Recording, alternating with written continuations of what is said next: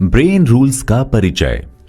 क्या आपको पता है कि जब आप अपनी दोनों हथेलियों को आपस में जोड़कर उनकी एक मुट्ठी बनाते हैं तो जो साइज उसका होता है उतना ही बड़ा होता है आपका दिमाग। दिमाग शरीर का एक पार्ट है जिसके बिना जिंदगी जीना काफी मुश्किल लगता है। सोच कर देखिए, अगर एक दिन के लिए आपका दिमाग आपके पास ना हो तो आपका क्या होगा? इमेजिन भी नहीं किया जाता ना। हाँ, क्योंकि हमने इतना अजीब इमेजिनेशन कभी किया ही नहीं। हम सब जानते हैं कि ये इतना छोटा सा मुट्ठी बराबर दिमाग जो हमारी पूरी बॉडी की फंक्शनिंग को कंट्रोल और मॉनिटर करता है, इसका पूरा इस्तेमाल यानी इसके फुल पोटेंशियल के साथ इसे यूज करना कोई भी नहीं करता और शायद किया भी नहीं जा सकता। लेकिन क्या जितना हम इसका यूज करते हैं बस उतना ही सफिशिएंट है? क्या हमें नहीं लगता कि काश हमारा दिमाग थोड़ा सा और ज्यादा होल्ड कर पाता या थोड़ा सा और एफिशिएंटली काम कर पाता? लेकिन क्या ऐसा हो सकता है? क्या दिमाग का पोटेंशियल बढ़ाया जा सकता है? अगर हां तो कैसे? सो फ्रेंड्स, अगर हम आपसे कहें कि वाकई ऐसा किया जा सकता है तो हम आपके लिए लाए हैं एक ऐसी बुक समरी जिसमें आपको आपके सारे सवालों के जवाब मिलेंगे और साथ ही मिलेंगे कुछ ऐसे अमेजिंग तरीके जिनसे you can do the unthinkable. ये बुक समरी है अमेजिंग बुक की जिसका नाम है ब्रेन रूल्स बाय जॉन मेडिना। इस किताब में ऐसे 12 रूल्स दिए गए हैं जो आपके जीवन में ऐसे बदलाव ला सकते हैं जो आप चाहते तो हैं लेकिन सोचा नहीं कि कभी उन चेंजेस को खुद में कर पाएंगे। इस सीरीज को शुरू करने से पहले आइए जानते हैं क्या है वो 12 rules. Rule number 1, exercise body के लिए जरूरी है। ये तो सबको पता है, लेकिन ये आपके दिमाग को भी मजबूत बनाता है और साथ ही आपकी एज पर भी पॉजिटिव इफेक्ट डालता है। रूल नंबर 2, एक ऐसा रूल जो हमें बताता है कि survival of the fittest brain के लिए कैसे वर्क करता है और कैसे हम अपने ब्रेन को डेवलप कर सकते हैं कि वो हमेशा अपडेटेड रहे and can survive till the end of the time. Rule number 3, हम अधिकतर समय अपने आप को दूसरों से कंपेयर करने में वेस्ट कर देते हैं, पर यह कितना सही है? इस रूल में हम जानेंगे कि हर इंसान का दिमाग अलग तरह से प्रोग्राम्ड है और अलग तरह से वर्क करता है। So no need to compare. Rule number 4 है ध्यान का, यानी कितना इंपॉर्टेंट है किसी भी चीज पर टाइम इन्वेस्ट करना और कैसे हमारा दिमाग बोरिंग बातों और चीजों को इग्नोर कर देता है। रूल नंबर 5 और 6 हमें बताते हैं कि किस तरह चीजों को बार बार देखते रहना या दोहराते रहने से हमें उन्हें याद रखने में आसानी होती है और साथ ही यह याद रखना कि हमें चीजों को दोहराते रहना है। रूल नंबर 7 बात करता है कि एक्सरसाइज की तरह हमारे शरीर के साथ हमारे दिमाग के लिए भी एक अच्छी और भरपूर नींद लेना कितना इंपॉर्टेंट है और किस तरह से यह हमारे ब्रेन की फंक्शनिंग को एनहांस कर देता है। बात करें रूल नंबर 9 की तो यह हमारी डेली हैक्टिक लाइफ से काफी रेजोनेट करता है, क्योंकि इस रूल के अकॉर्डिंग एक थका हुआ टेंस्ड ब्रेन कभी भी इफेक्टिवली वर्क नहीं कर सकता। साथ ही एक टायर्ड या स्ट्रेस्ड ब्रेन की फंक्शनिंग कभी भी एक रिलैक्स्ड ब्रेन जैसी नहीं हो सकती। इसलिए it says relaxation is the key to have a proper functioning brain. यह हमेशा ही कहा जाता है कि to see properly one must have a proper vision. Same यही बात जॉन मेडिना के ब्रेन रूल नंबर 10 भी कहता है। It says vision Trump's all other senses. मतलब अगर आपका विजन क्लियर है, यानी आपका ब्रेन चीजों को विजुलाइज और प्रायोरिटाइज आसानी से और साफ साफ कर लेता है, तो ये आपके सभी दूसरे सेंसेस को कंट्रोल और अलाइन रखता है। द रूल नंबर 11 बात करता है कि जिस तरह मेल और फीमेल बॉडीज डिफरेंट होती हैं और उनके काम करने का तरीका अलग होता है, वैसे ही उनके ब्रेन्स भी अलग तरह से काम करने के लिए प्रोग्राम्ड होते हैं। लास्ट रूल जो है रूल नंबर 12 बताता है कि we are powerful and natural explorers. मतलब humans are sort of born to learn and lead. मतलब हम पैदा ही सीखने और आगे बढ़ने के लिए हुए हैं। हमारे दिमाग का काम है क्यूरियस होना और हमेशा ही कुछ ना कुछ नया एक्सप्लोर करते रहना, क्योंकि बिना एक्सप्लोर किए हम ह्यूमन हो ही नहीं सकते। तो दोस्तों, आप एक्साइटेड हो इस नए सफर पर चलने के लिए जो आपके ब्रेन को ट्रांसफॉर्म कर देगा और ये बेहतर ट्रांसफॉर्म ब्रेन सिस्टम देगा आपको जिंदगी को देखने और जीने का नया नजरिया। सीरीज के अगले एपिसोड में हम बात करेंगे रूल नंबर 1 की कि किस तरह आप अपनी एज बढ़ा सकते हैं। क्यूरियस है? जी हां, हम आगे बात करेंगे कंट्रोल ओवर ब्रेन और कैसे it can add more years into your life.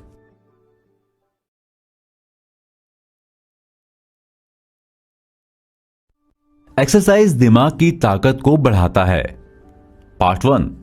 दोस्तों, ब्रेन रूल्स की सीरीज में हम बात कर रहे हैं ऐसे 12 रूल्स की जिनसे एक इंसान अपने ब्रेन की एफिशिएंसी को किस तरह बढ़ा सकता है। क्या आपको पता है कि आपकी एज एक्चुअली डिपेंड करती है आपके ब्रेन और उसकी प्रोसेसिंग पर? नहीं पता? चलिए आपको एक छोटा सा किस्सा बताते हैं।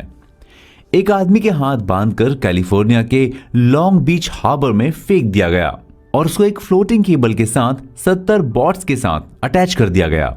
हर बोट पर एक एक पैसेंजर भी था। उस आदमी ने क्वींसवे ब्रिज से उन सभी 70 बोट्स को खींचते हुए तैरकर 1.5 मील का सफर तय किया। वो आदमी था जैक लेलमे, जो कि इस किताब को करते हुए अपना 70th बर्थडे मना रहा था। 1914 में पैदा हुए जैक लेलिन को अमेरिकन फिटनेस मूवमेंट का गॉडफादर भी कहा जाता है। Leg extension machine, cable fashion pulleys जैसे मॉडर्न जिम इक्विपमेंट्स बनाने वाले जैक के नाम पर एक एक्सरसाइज भी है, जंपिंग जैक। जैक की डेथ के समय उनकी एज 96 ईयर थी। लेकिन अगर हम बात करें जैक की सबसे बड़ी स्ट्रेंथ की, तो वो उनकी मसल्स नहीं बल्कि उनका माइंड है। ठीक इसी तरह famous architect Frank Lloyd Wright के बारे में अगर जानने की कोशिश करें तो हमें पता चलता है कि उनकी विल पावर कितनी स्ट्रांग थी और उनके माइंड की क्लैरिटी ही थी शायद जिसके चलते उन्होंने अपना लास्ट प्रोजेक्ट गुगनहाइम म्यूजियम 90 साल की एज में पूरा किया। 90 इयर्स सुन के थोड़ा इम्पॉसिबल सा लगता है ना, क्योंकि इस एज के लोगों की अगर बात करें तो हमें मोस्टली ऐसे लोग देखने को मिलते हैं जो अपनी लाइफ को बस ड्रैग करके दिन काट रहे होते हैं। तो आखिर क्या डिफरेंस है जैक, राइट और उनकी एज के और दूसरे लोगों में? इस डिफरेंस को समझने के लिए जॉन ने इसे क्वेश्चंस में बांटा है। पहला, क्या ऐसा कोई फैक्टर है जो यह डिसाइड करता है कि आखिर कौन कितनी एज तक जिंदा रहेगा?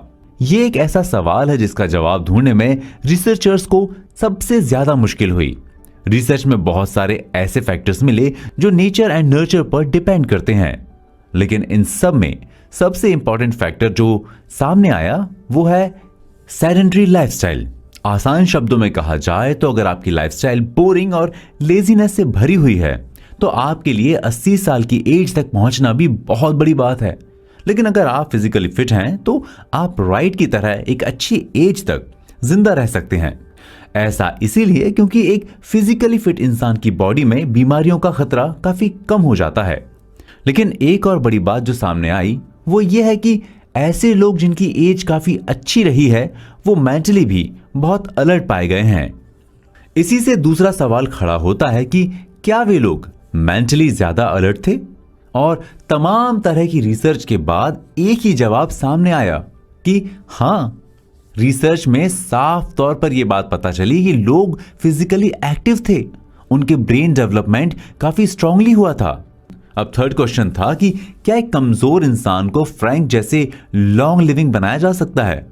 इस सवाल के जवाब के लिए कुछ सेडेंटरी लाइफस्टाइल वाले बुजुर्गों को सेलेक्ट किया गया और उनकी ब्रेन पावर को मेजर किया गया और देन उन्हें एक्सरसाइज कराई गई और उनके ब्रेन पावर को फिर से मेजर किया गया और यह बात सामने आई कि उनकी सभी तरह की मेंटल एबिलिटीज वापस से प्रॉपर फंक्शनिंग कर रही हैं। अब लेकिन सवाल यह आता है कि आखिर कितनी एक्सरसाइज रिक्वायर्ड है और कौन सी? बहुत रिसर्च के बाद यह कंक्लूड किया गया कि एग्जैक्टली ये नहीं कहा जा सकता कि कितनी एक्सरसाइज करनी चाहिए। लेकिन हां, अगर एक इंसान 30 मिनट हफ्ते में 3-4 बार एक्सरसाइज करता है तो उसके पॉजिटिव इफेक्ट्स उसके ब्रेन पर पड़ते हैं। ऐसे ही सवालों के जवाबों से यह बात साफ हुई कि एक इंसान अगर हेल्थी लाइफस्टाइल फॉलो करता है और रेगुलरली एक्सरसाइज करता है तो वो अपनी एज में डेफिनेटली कुछ और साल बढ़ा देता है। लेकिन अब यह जानना बहुत जरूरी है कि आखिर ये फिटनेस गेम में ऐसा क्या जादू है जिसका असर सीधा हमारी एज पर पड़ता है और कैसे एक्सरसाइज हमारे ब्रेन की पावर को इंक्रीज करके हमें मेंटली और स्ट्रांग बनाती है to live a long life. तो चलिए इसके साथ चलते हैं अपने अगले चैप्टर पर।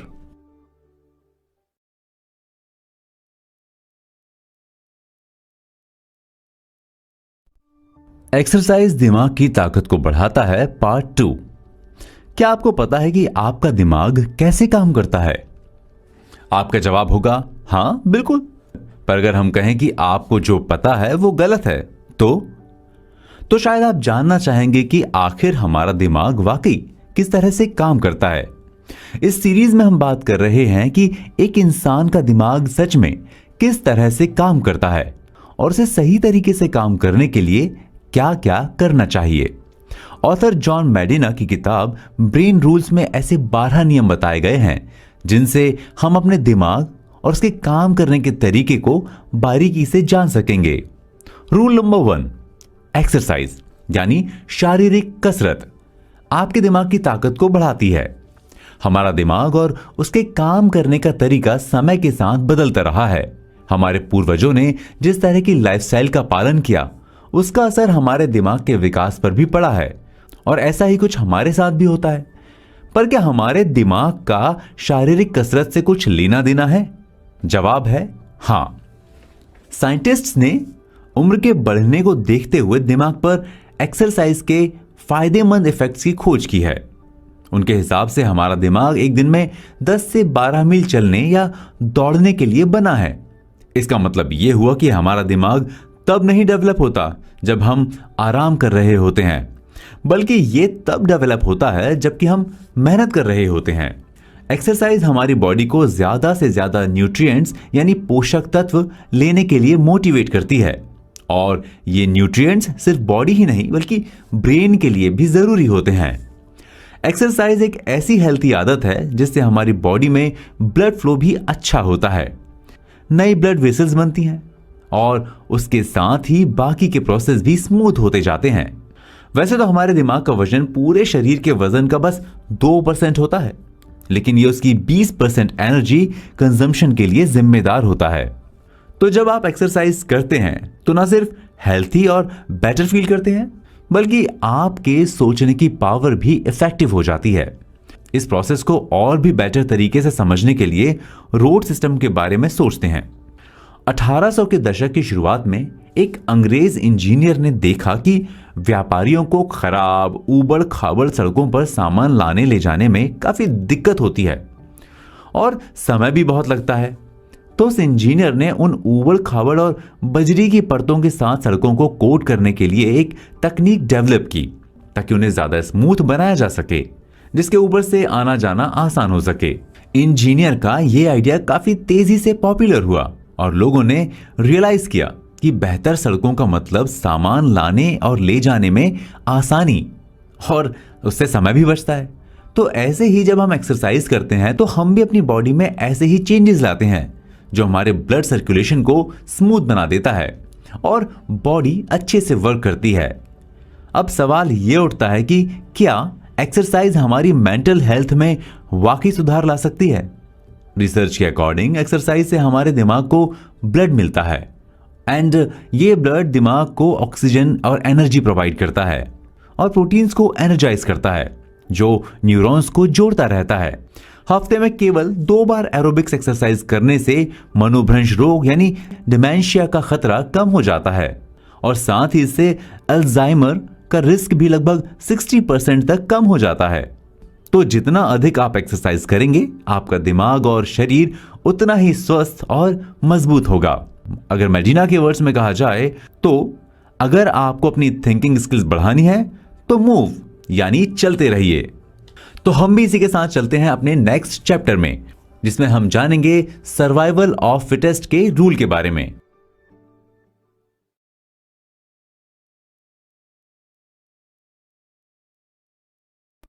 सर्वाइवल, इंसान के दिमाग को जाने, पार्ट 1। दोस्तों, हमने पिछले एपिसोड में जाना कि किस तरह एक्सरसाइज करके ब्रेन को स्ट्रॉन्ग किया जा सकता है और अगर आपका ब्रेन स्ट्रांग है, आपकी विल पावर स्ट्रांग है तो आप इजीली अपनी एज को बढ़ा सकते हैं। लेकिन आखिर ये ब्रेन में ऐसा क्या है जिसकी वजह से हमारी पूरी लाइफ, हमारी बॉडी और उसकी फंक्शनिंग सब कुछ इस पर डिपेंड करता है। तो दोस्तों, अगर हम बात करते हैं प्रेजेंट डे ह्यूमन की, तो यह ह्यूमन का एक बेहद इवॉल्व फॉर्म है। और ऐसा इसलिए है क्योंकि हमारे सर्वाइवल इंस्टिंक्ट्स और अडेप्टेबिलिटी बाकी कई सारी स्पीशीज से काफी ज्यादा हैं। पेड़ों से लेकर सवाना तक का हमारा सफर इन्हीं क्वालिटीज की वजह से इतना सक्सेसफुल हो पाया है। हमने अपनी कोशिशों के साथ साथ और भी दूसरी स्पीशीज की क्वालिटीज को अडॉप्ट किया है और उससे अपने सर्वाइवल में बखूबी यूज किया है। और ये सब खेल है ब्रेन का। पर आखिर किस तरह से हमारा ब्रेन ऐसे डेवलप हुआ? एक रिसर्च के हिसाब से दुनिया में एक टाइम पे रहने वाले सभी स्पीशीज में से ऑलमोस्ट 99.99 स्पीशीज आज विलुप्त हो चुके हैं। तो सोचिए कि आखिर हम में ऐसा क्या था कि हम आज भी सरवाइव कर रहे हैं, और न सिर्फ सरवाइव कर रहे हैं बल्कि लगातार ग्रो भी कर रहे हैं। इन सब के पीछे है हमारा ब्रेन और उसके टैक्टिक्स। एनवायरमेंटल चेंजेस के साथ सरवाइव करने के दो तरीके हैं।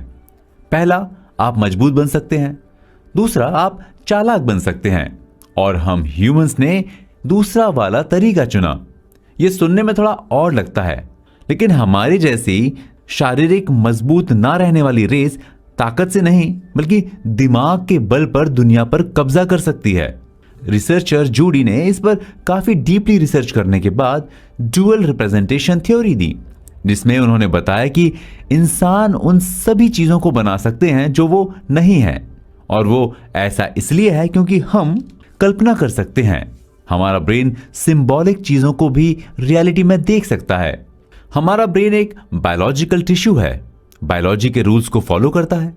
और अगर रूल्स की बात की जाए तो सबसे बड़ा रूल है सर्वाइवल थ्रू नेचुरल सिलेक्शन। मतलब जिसे भी सफिशिएंट खाना मिलता है वो सरवाइव करता है, जो सरवाइव करता है वो सेक्स करता है, और जिसने भी सेक्स किया है वो अपनी नेक्स्ट जनरेशन को अपने सिम्टम्स दे सकता है। लेकिन इस पॉइंट तक पहुंचने के लिए हमने कौन सी स्टेजेस पार किए? आपने अगर वो एवोल्यूशन वाला चार्ट देखा होगा तो आप इसे समझ सकते हैं, जिसमें पहली ड्राइंग थी एक चिंपांजी की और आखिरी एक एस्टैब्लिश्ड ह्यूमन की। विथ टाइम सर्वाइवल्स के रूल्स चेंज हो रहे थे और नई ह्यूमन रेस पुराने खाली जगहों को फिल कर रही थी। यह सब कुछ एक ग्रेजुअल प्रोसेस के साथ हुआ। अफ्रीका को सूखा और धूल भरे मैदानों में बदलने में करीब 10 मिलियन साल लगे होंगे। इसे गोल्डी लॉक्स इफेक्ट कहते हैं। अगर एनवायरमेंटल चेंजेस एकदम से हो गए होते तो क्लाइमेट रिलेटेड वायलेंस ने हमारे एंसेस्टर्स को कब का खत्म कर दिया होता, और आज न हम ये बोल रहे होते और न ही आप ये सुन रहे होते। हमें से कई लोगों को ये लगता है कि हमारे सर्वाइवल के चांसेस बहुत स्ट्रांग रहे होंगे, और शायद ये सही भी हो। लेकिन हमारे इमीडिएट एंसेस्टर्स को बनाने वालों का काउंट कोई अराउंड 2000 ही रहा होगा। हम अगर बात करें हमारी प्रेजेंट एबिलिटीज की तो इसके पीछे कई कारण हैं, जिसके बारे में रिसर्चर्स ने काफी बात की है। लेकिन हमारी इवोल्यूशन हिस्ट्री में कुछ और भी रहा होगा जिसने इंसान की सोच को इतना अमेजिंग बना दिया। कोई ऐसा रैंडम जेनेटिक म्यूटेशन जिसने हमें इतनी स्ट्रॉन्ग एडेप्टेशन पावर दी है। फ्रेंड्स, इस सीरीज के नेक्स्ट पार्ट में हम बात करेंगे और जानेंगे उस चीज के बारे में जिसने हमारे सर्वाइवल को इतना स्ट्रॉन्ग और कॉम्पिटिटिव बनाया और हमें पहुंचाया वहां जहां हम आज हैं। एक ऐसी रेस जो आज दुनिया पर रूल कर रही है और दूसरे स्फेयर्स को भी एक्सप्लोर कर रही है। तो चलिए चलते हैं अपने नेक्स्ट चैप्टर पे। आप सुन रहे हैं ब्रेन रूल्स मेरे यानी चेतन के साथ।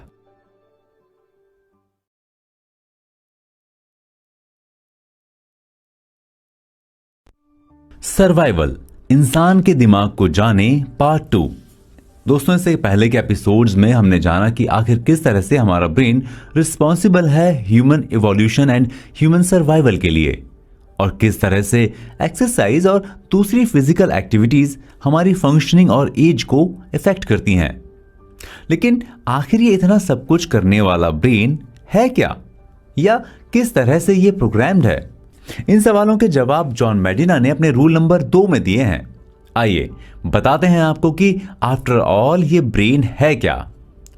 सबसे पहले तो हमें यह जानना बहुत जरूरी है कि जब ब्रेन वर्ड की बात करते हैं तो हमेशा ये प्लूरल होता है ना? सरप्राइजिंग।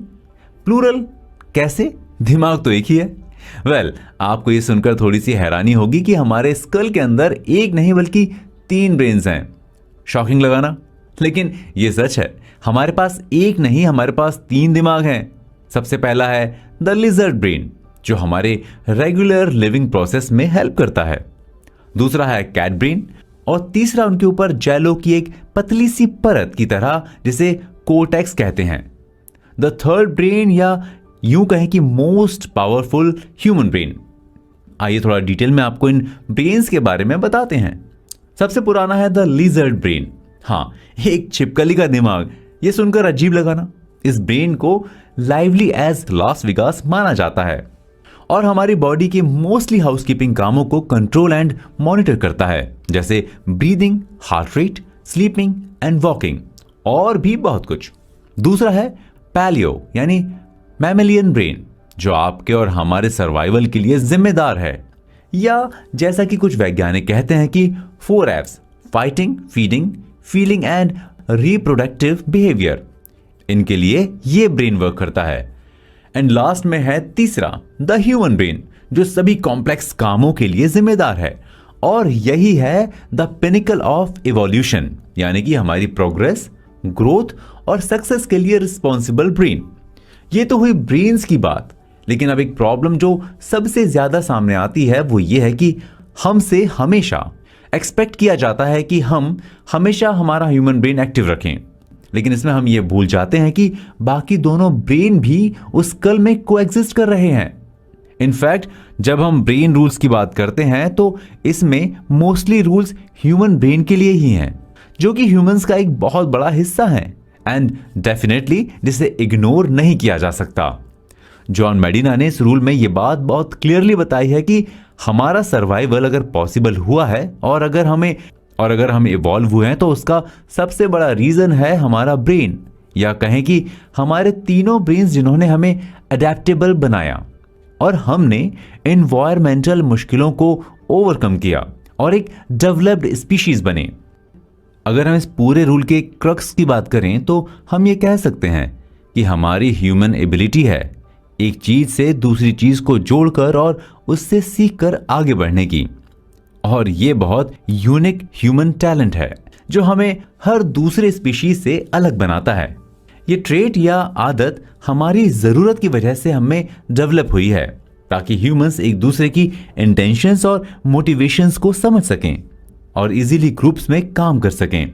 आफ्टर ऑल इवोल्यूशन के प्रोसेस के लिए सबसे ज्यादा अगर कोई जरूरी चीज थी या है तो वो है हमारे ब्रेन्स को अलाइंड होकर काम करना।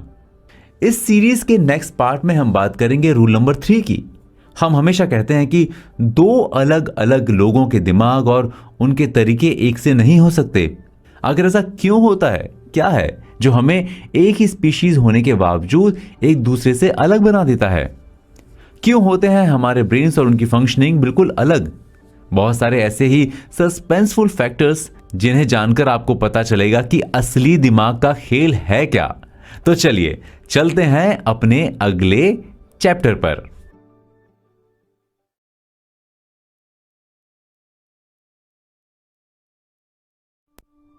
हर इंसान का दिमाग अलग तरह से वायर्ड है, पार्ट 1। हेलो दोस्तों, ब्रेन रूल्स के नए एपिसोड में आपका स्वागत है। इस सीरीज में हम बात कर रहे हैं ऐसे रूल्स की जो हमें यह जानने में मदद करते हैं कि आखिर एक इंसानी दिमाग काम कैसे करता है और किस तरह से एक इंसान उस दिमाग को नर्चर और प्रोसेस करके उसकी फंक्शनिंग एंड एबिलिटीज का ऑप्टिमम यूज कर सकता है। जॉन मेडिना ने एक बेहतरीन रिसर्च के बाद ये 12 रूल्स लिखे हैं। इन रूल्स की समझ के साथ हम शायद वो कर सकते हैं जो हमने कभी सोचा भी नहीं। ब्रेन रूल्स की कड़ी में तीसरा रूल है एक दिमाग की प्रोग्रामिंग का। हम हमेशा ही अपनी लाइफ में बात करते हैं कंपैरिजन की और हमेशा ही ये देखते हैं कि कोई भी 2 लोग एक से नहीं होते, उनमें कुछ सिमिलैरिटीज एंड डिसिमिलैरिटीज होती हैं। पर क्या रीजन है इसका? आफ्टर ऑल इवोल्यूशन के प्रोसेस में चीजें सभी के लिए एक जैसी रही, फिर भी लोग अलग हैं। इसका सबसे बड़ा रीजन है हमारे ब्रेन की मैपिंग। जी, ब्रेन की मैपिंग यानी हमारे दिमाग की बनावट, उसकी प्लानिंग एक दूसरे से अलग है। और इतना ही नहीं, ये लगातार बदलती भी रहती है। मिचेल जॉर्डन की अगर बात की जाए तो हम देखेंगे कि उनका करियर असफलताओं से भरा रहा। 1994 में दुनिया के बेस्ट बास्केटबॉल प्लेयर में से एक और उस सदी में ESPN के 20th सबसे बड़े एथलीट्स में अपनी जगह बनाने वाले जॉर्डन ने अपने करियर के पीक पर बास्केटबॉल छोड़कर बेसबॉल में अपना करियर बनाने की सोची और वो उसमें बेहद असफल रहे। वहीं दूसरी ओर केन ग्रिफे जूनियर उसी समय बेसबॉल की दुनिया के चमकते सितारे थे। आउटफील्ड पर उनके कैच देखकर ऐसा लगता था कि वो हवा में तैर रहे हों। पर ऐसा क्या था जो इन दोनों को एक दूसरे से इतना अलग बनाता था? आखिर इन दोनों की बॉडीज में ऐसा क्या चल रहा था? यह सारा खेल उनके ब्रेन सेल्स और उनके स्केलेटन के बीच की कम्युनिकेशन एबिलिटी पर डिपेंड करता था। एंड हां, इस पर भी कि आखिर उनके ब्रेन्स की वायरिंग कैसी है। इस पूरे फैक्टर को समझने के लिए हमारा यह जानना बहुत जरूरी है कि आखिर हमारे ब्रेन में क्या होता है, बिकॉज हमारा ब्रेन कॉन्स्टेंटली सीख रहा है। It always learning. जब हम दो लोगों की बात करते हैं, इवन तो आइडेंटिकल ट्विंस की, जिनके एक्सपीरियंसेस भी काफी हद तक एक जैसे होते हैं, उनकी भी एबिलिटीज डिफरेंट हो सकती हैं या होती हैं। ये सब कुछ ब्रेन नर्व्स का गेम है। ऐसा कुछ भी नहीं है जो एक बॉडी बिना नर्व सेल्स के इन्वॉल्व कर सके। हम भले ही इस प्रोसेसिंग के लिए ग्रेटफुल फील ना करें, लेकिन हमारी नर्व्स ऐसा नहीं होने देती। तो अगर हम रूल नंबर 3 की बात करें तो हमें पता चलेगा कि हमारे ब्रेन की वायरिंग एक दूसरे से बिल्कुल अलग है और ये समय और लाइफ में होने वाले एक्सपीरियंसेस के साथ बदलती रहती है। जॉन मेडिना ने लिखा है कि आप जीवन में जो करते हैं और सीखते हैं वो शारीरिक रूप से आपके दिमाग की बनावट को बदल देता है। It literally rewrites it. अपने दिमाग को खाली मैप के रूप में इमेजिन करें जिसमें कोई सड़क नहीं है। मोर और लेस हर इंसान के दिमाग का ब्लूप्रिंट एक जैसा ही होता है। एक जैसी प्लेसेस, एक जैसी लोकेशंस और एक जैसे ही माइलस्टोन्स। लेकिन फिर भी दो अलग लोग कभी भी उस मैप पर एक जैसा या सिमिलर रोड मैप नहीं बनाते और ना ही सेम पैटर्न पर जोड़ते हैं। It is always different. अगर दूसरे शब्दों में कहा जाए तो किन्हीं भी दो लोगों का दिमाग एक ही तरह से एक ही जगह पर एक ही तरह की जानकारी को स्टोर नहीं करता और यही वो बात है जो उन्हें एक दूसरे से अलग बनाती है और उनकी डिफरेंट वर्किंग्स के लिए जिम्मेदार होती है। अब बात यह आती है कि आखिर ब्रेन की इस वायरिंग और इस डिफरेंट प्रोसेसिंग को आसानी से कैसे समझा जा सकता है।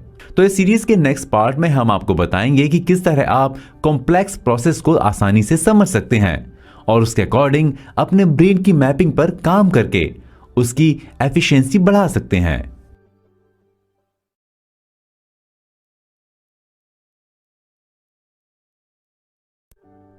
हर इंसान का दिमाग अलग तरह से वायर्ड है, पार्ट 2।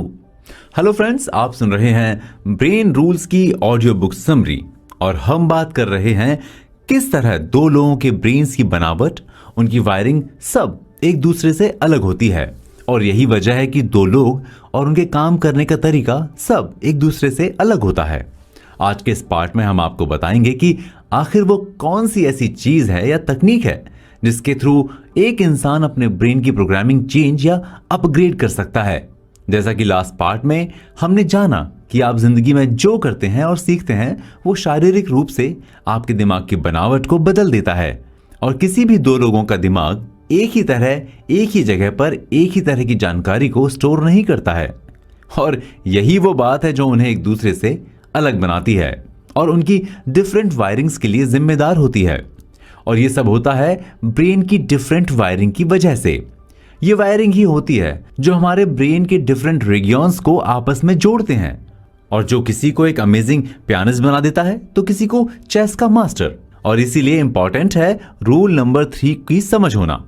इस रूल को समझना इंपॉर्टेंट है क्योंकि जीवन भर हम जिस भी इंसान के साथ बातचीत करते हैं वो उनके जीवन के अनुभव के हिसाब से हमसे बिल्कुल अलग होता है और इनफैक्ट हर पर्सन अपने एक्सपीरियंसेस से शेप हुआ होगा।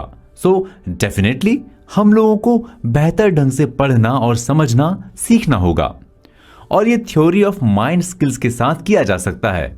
दो अलग अलग लोगों के ब्रेन के अलग अलग रीजन्स भी डिफरेंट रेट पर डेवलप होते हैं। लोगों की इंटेलिजेंस जज करने के कई तरीके होते हैं जैसा कि हमने लास्ट एपिसोड में बताया था कि जरूरी नहीं कि दो अलग अलग एक्सपीरियंसेस वाले लोग एक फील्ड में एक जैसा ही परफॉर्म करें, और उनकी इंटेलिजेंस सिर्फ आईक्यू टेस्ट से जज नहीं की जा सकती। समझदार होने का या किसी को समझदार समझने के हजारों तरीके हैं, और ये सब उनके दिमाग की वायरिंग पर डिपेंड करता है। हम इस फैक्ट को इग्नोर नहीं कर सकते कि हर स्टूडेंट का दिमाग, हर एम्प्लॉय का दिमाग, हर कस्टमर का दिमाग अलग तरह से जुड़ा होता है, और शायद इसीलिए कुछ लोग आईक्यू टेस्ट में अच्छा परफॉर्म करते हैं और कुछ नहीं। एक Austrian American medical doctor Eric Kandel, जो साइकेट्री में स्पेशलाइजेशन रखते थे और एक न्यूरो साइंटिस्ट भी थे, उन्होंने अपनी खोज के लिए सन 2000 में फिजियोलॉजी में नोबेल पुरस्कार जीता कि सी स्लग में एक सिंगल न्यूरॉन नए एक्सॉन्स एंड डेंड्रिट्स को डेवलप कर सकता है, और यह भी कि जब लोग कुछ सीखते हैं तो उनके दिमाग की वायरिंग भी बदल जाती है। दिस एक्सप्लेन्स कि मेरा दिमाग आपके दिमाग से बिल्कुल अलग क्यों होगा। हम सभी के जीवन के अलग अलग अनुभव होते हैं जो हमारे दिमाग का निर्माण करेंगे और उसे शेप देंगे। तो अब एक चीज जो पूरे रूल में क्लियरली समझ में आती है वो ये कि हम कॉन्स्टेंटली जो दूसरों से कंपेयर करते रहते हैं उसकी कोई जरूरत ही नहीं। ऐसा हमें हमारे एक्सपीरियंसेस बनाते हैं, तो हम एक हो ही नहीं सकते, हमारी कैपेबिलिटीज एक नहीं हो सकती। So no need for hassles. हमें जिस चीज पर सबसे ज्यादा फोकस करना चाहिए वो है लर्निंग। हमें यह मेक श्योर करना चाहिए कि हमारे एक्सपीरियंसेस ऐसे हों जो हमें एक बेटर शेप दे सकें, क्योंकि हम जितना सीखेंगे उतना ही ब्रेन डेवलप होगा और उसी डायरेक्शन में होगा जिसे हम चाहते हैं। सो जो भी हमारे डिजायर हों हमें उसी से रिलेटेड नॉलेज पर फोकस करना चाहिए। So eventually the key is कि हम किस तरह से अपने इंडिविजुअल डिफरेंसेस को ऑनर करें। दोस्तों, इस रूल के बाद नेक्स्ट रूल वो है जिसकी शायद हम सबको बहुत जरूरत है। वो रूल है ध्यान का। रूल ऑफ अटेंशन, जो बात करता है हम किस चीज पर कितना ध्यान देते हैं और आखिर हमारा मेजर फोकस कहां होना चाहिए। After all success and life ये सब फोकस पर ही तो डिपेंड करता है। तो चलिए चलते हैं अपने नेक्स्ट चैप्टर पर।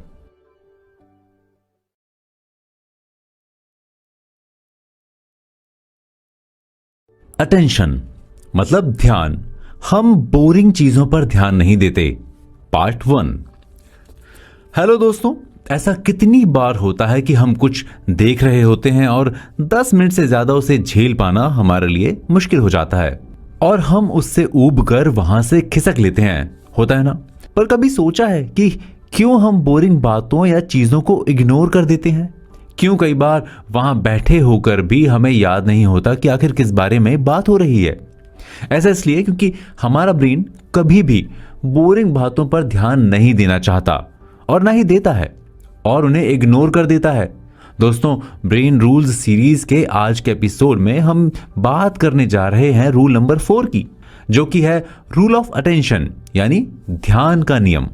जैसा कि हमने अपने लास्ट एपिसोड में आपको बताया था कि ध्यान या अटेंशन एक ऐसी चीज है जिसके साथ लाइफ में किसी न किसी पॉइंट पर हम सबने स्ट्रगल किया होगा, और जब हम अटेंशन देने में अनसक्सेसफुल हो गए होंगे तो हमने खुद पर भी काफी डाउट भी किया होगा, है ना। पर शायद कभी ये नहीं सोचा कि आखिर ऐसा क्यों होता है, क्या रीजन है कि हम कई बार चीजों पर फोकस नहीं कर पाते। जॉन मेडिना ने अपने रूल्स में चौथे नंबर पर यानी रूल नंबर 4 में इसी बारे में बात की है। वे कहते हैं कि मुझे यकीन है कि आपने सुना होगा कि दर्शक 10 मिनट के बाद चेकआउट करते हैं, या कि हमारा दिमाग एक समय में केवल एक ही चीज पर ध्यान केंद्रित कर सकता है और शायद इसीलिए मल्टीटास्किंग को एक अच्छा आइडिया नहीं समझा जाता। लेकिन सच क्या है? वेल, ये थोड़ा सा शॉकिंग हो सकता है अगर हम कहें कि हमारा ब्रेन मल्टीटास्किंग जैसा कुछ कर ही नहीं सकता। तो जी हां, आपको जानकर हैरानी होगी कि जब अटेंशन की बात आती है या कहें कि किसी चीज पर फोकस करने की बात आती है तो हमारा दिमाग एक से ज्यादा टास्क पर एक ही टाइम पर फोकस नहीं कर सकता।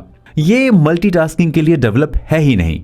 इसलिए भले ही आप गाड़ी चलाते समय अपने सेल फोन पर बात करने की कोशिश करें और आपको लगता है कि मल्टीटास्किंग कर रहे हैं, लेकिन सच्चाई ये है कि आपका दिमाग दोनों एक्टिविटीज के बीच लगातार चालू और बंद होता रहता है, यानी कि कॉन्स्टेंटली स्विच करता रहता है।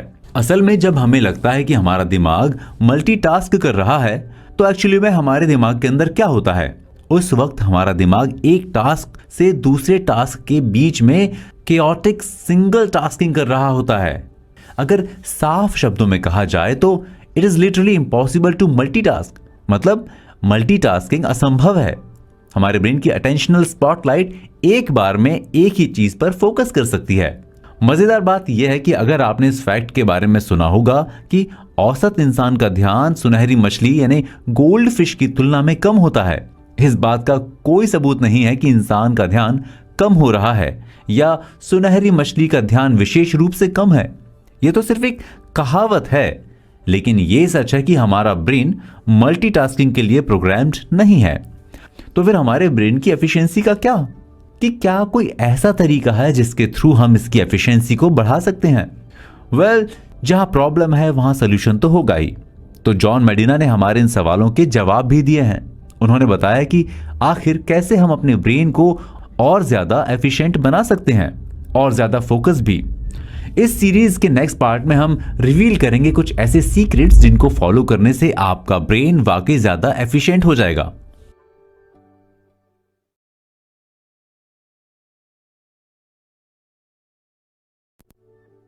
अटेंशन मतलब ध्यान। हम बोरिंग चीजों पर ध्यान नहीं देते। पार्ट 2। फ्रेंड्स, ब्रेन रूल्स की सीरीज के पिछले एपिसोड में हमने बात की कि किस तरह हमारा ब्रेन मल्टीटास्किंग के लिए प्रोग्राम्ड नहीं है, और शायद यही वजह है कि हमें फोकस करने में इश्यूज होते हैं या हम बोरिंग चीजों से ऊब जाते हैं। लेकिन ऐसा नहीं है कि इस चीज का कोई सोल्यूशन नहीं है। हम जानते हैं कि हमारा ब्रेन चीजें बहुत ज्यादा याद नहीं रख सकता, स्पेशली अगर वो बोरिंग है तो।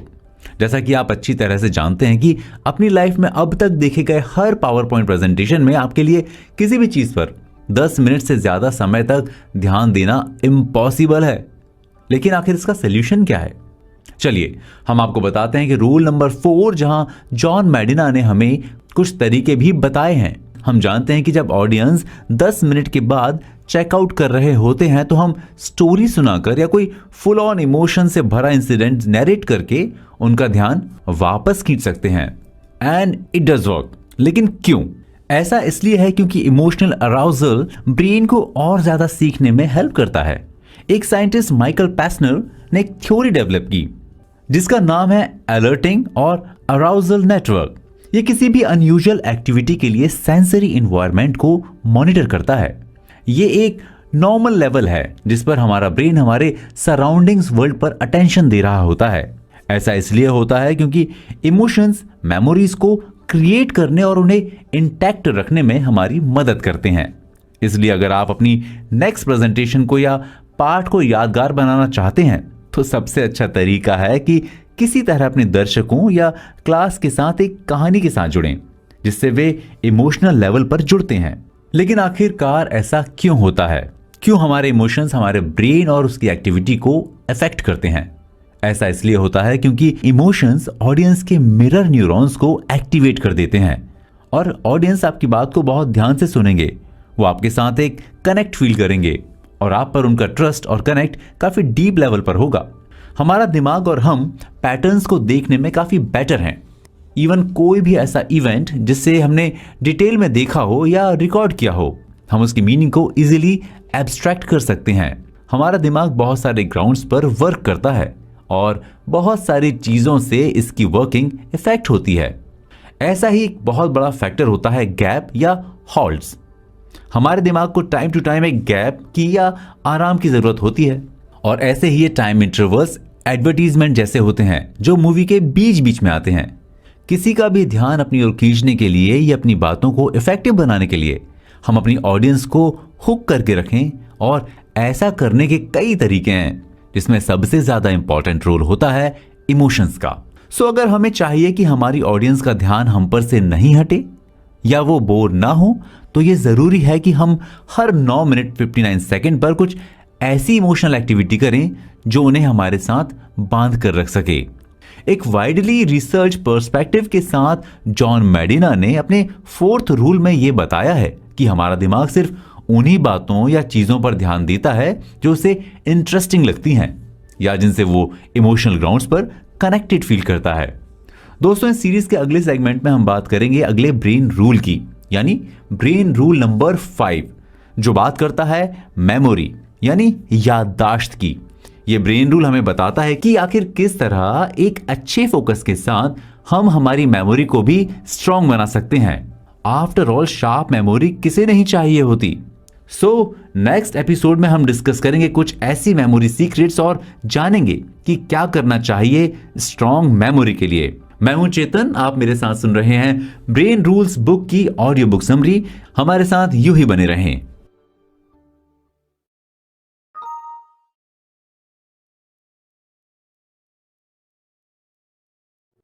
शॉर्ट टर्म मेमोरी, याद रखने के लिए रिपीट करते रहें, पार्ट 1। हेलो दोस्तों, दिमाग को जानने और बेहतर बनाने की इस अमेजिंग सीरीज में हम बात कर रहे हैं कि कैसे हमारा ब्रेन वर्क करता है और वो कौन सी बातें हमें ध्यान में रखनी चाहिए जो कि हमें हेल्प कर सकती हैं to have an amazing brain. हमने अब तक बात की जॉन मैडिना के फाइंड किए हुए 4 रूल्स की। अब हम बात करेंगे एक ऐसे रूल की जो शायद हम सब के लिए बहुत जरूरी है जानना, क्योंकि आफ्टर ऑल बिना मेमोरी के कुछ भी पॉसिबल नहीं है। रोमन लोग एक कहावत कहते हैं, रिपीटियो मैटर स्टूडियोरम सेट, जिसका मतलब है repetition is the mother of learning. अगर आप कुछ भी सीखना चाहते हैं तो उसे दोहराना जरूरी है। लेकिन क्यों? क्योंकि हमारा दिमाग ऐसे ही काम करता है। जब भी आप किसी चीज को याद रखने की कोशिश करते हैं तो हमारा दिमाग एक प्रोसेस से गुजरता है। ऐसा इसलिए होता है क्योंकि हमारी मेमोरी कई पार्ट्स में डिवाइडेड है। हमारे ब्रेन के पास कई तरह के मेमोरी सिस्टम्स हैं। बेसिकली ये 2 पार्ट्स में बटे हुए होते हैं, शॉर्ट टर्म मेमोरी और लॉन्ग टर्म मेमोरी। अगर हम रूल की बात करें, ये रूल हमें बताता है कि कुछ भी याद रखने के लिए उसे दोहराया जाना चाहिए या कम से कम इसे हमारी शॉर्ट टर्म या वर्किंग मेमोरी से बाहर खींचना चाहिए। मेमोरी 2 तरह की होती हैं, डिक्लेरेटिव जो कि तथ्यों यानी फैक्ट्स को याद रखने में काम आती हैं, और नॉन डिक्लेरेटिव जो कि उन बातों के लिए होती हैं जिन्हें समझने में हमें मुश्किल होती है, जैसे कि हम एक साइकिल कैसे चलाते हैं, या वो बातें या चीजें जिनके पीछे के कारण हमें समझ नहीं आते या जिन्हें हम समझा नहीं पाते। जॉन मैडिना का ये ब्रेन रूल हमें हमारी मेमोरी सिस्टम को समझने में मदद करता है और साथ ही हमें बताता है कि आखिर हमारी मेमोरी का काम क्या है। क्या आपको पता है, जब आप कोई चीज देखते हैं या उसे याद करते हैं तो उस बात का या उस इंफॉर्मेशन का एक्चुअली में होता क्या है? जैसे ही इंफॉर्मेशन हमारे दिमाग में आती है और जब भी हम किसी बात को या जानकारी को याद करने की कोशिश करते हैं तो हमारा दिमाग उसे इनकोड करके फ्रेगमेंट्स में बांट देता है और उसे कोर्टेक्स के अलग अलग रीजन्स में स्टोर करने के लिए भेज देता है। हालांकि जब तक आप बार बार जानकारी को डिकोड करने की कोशिश नहीं करते हैं तब तक आपका दिमाग कोड भूल जाता है और इस तरह आप जानकारी भूल जाते हैं। डिक्लेरेटिव मेमोरी बेसिकली एक 3 स्टेप प्रोसेस की बात करती है, जिसमें पहला स्टेप होता है इनकोडिंग। अब पहले ये जानते हैं कि ये इनकोडिंग आखिर काम कैसे करती है। जब भी कोई जानकारी हमारे दिमाग में आती है तो ये एक ऐसे चलते हुए ब्लेंडर की तरह काम कर रहा होता है जिसका लिड खुला छोड़ दिया गया हो। तो जैसे ही कोई इंफॉर्मेशन इसमें आती है, ये उसके पीसेस करके हमारे ब्रेन के अलग अलग हिस्सों तक पहुंचा देता है। हम उन बातों या चीज़ों को ज़्यादा अच्छे से याद रख पाते हैं या जिन्हें हमने अच्छी तरह से इनकोड किया होता है, यानी कन्वर्ट किया होता है, या फिर पर्सनली उसे एक्सपीरियंस किया होता है। फॉर एग्जाम्पल, अगर आपको एक फ़ोन नंबर याद करना है, जो कि आजकल हमें नहीं करना होता थैंक्स टू मोबाइल फोन्स, तो हमें कोशिश करनी चाहिए उन नंबर्स को किसी पिक्चर या इमेज से एसोसिएट करने की, सो ये नंबर अपने दिमाग में अच्छी तरह से इनकोड हो सकें। याद करने के लिए मेथड को रेडिकुलस एसोसिएशन कहा जाता है। आप जितनी क्रेजी इमेज को यूज करेंगे, आपको नंबर उतने ही अच्छे से याद रहेगा। सुनने में आपको शायद ये काफी स्टूपिड लगे, लेकिन इतनी बड़ी या लंबी सी कहानी दिमाग में स्टोर करना इज मैड। लेकिन रियलिटी में स्टोरी जितनी कॉम्प्लेक्स होगी उतना ही आपको याद होगा। दोस्तों, डिक्लेरेटिव मेमोरी के बाकी के 2 स्टेप के बारे में हम आपको बताएंगे नेक्स्ट एपिसोड में, जहां आप जान सकेंगे कि आखिर क्या है वो तरीके और कैसे काम करती है हमारी शॉर्ट टर्म मेमोरी।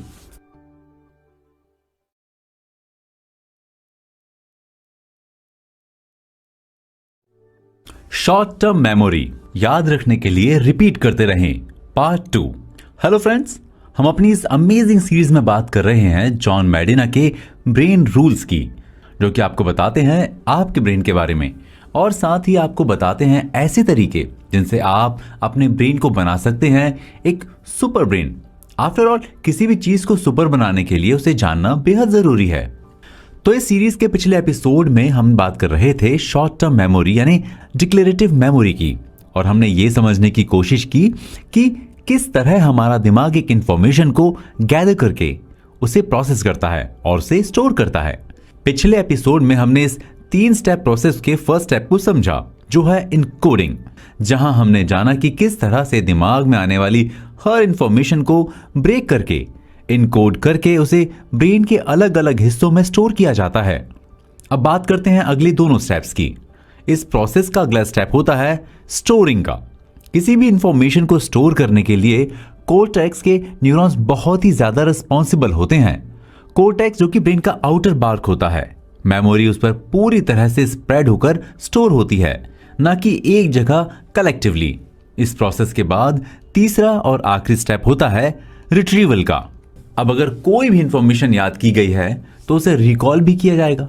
अक्सर ऐसा देखा जाता है कि अगर हमने किसी चीज या इंफॉर्मेशन के बारे में बहुत समय तक बात नहीं की है तो हम अक्सर उसे भूल जाते हैं, स्पेशली इन स्टडीज।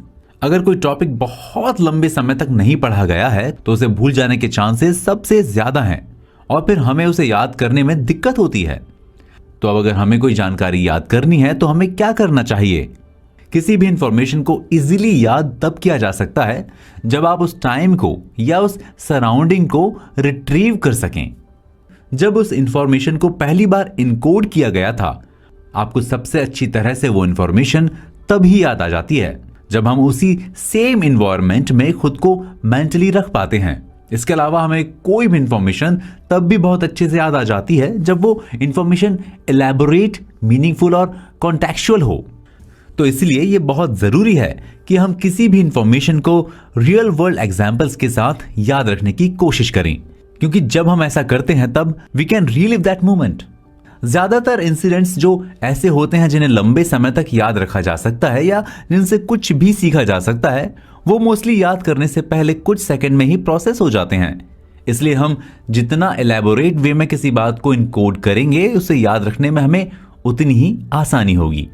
और जैसा कि पहले भी कहा गया है कि अगर आप किसी भी बात या इंफॉर्मेशन को रिट्रीव करना चाहते हैं तो अपने आप को उसी सेम एनवायरनमेंट में रखने की कोशिश करें जिसमें वो स्टोर की गई थी, और साथ ही उस चीज को बार बार दोहराते रहें, क्योंकि ऐसा करने से वो आपकी लॉन्ग टर्म मेमोरी में सेव हो जाएगी।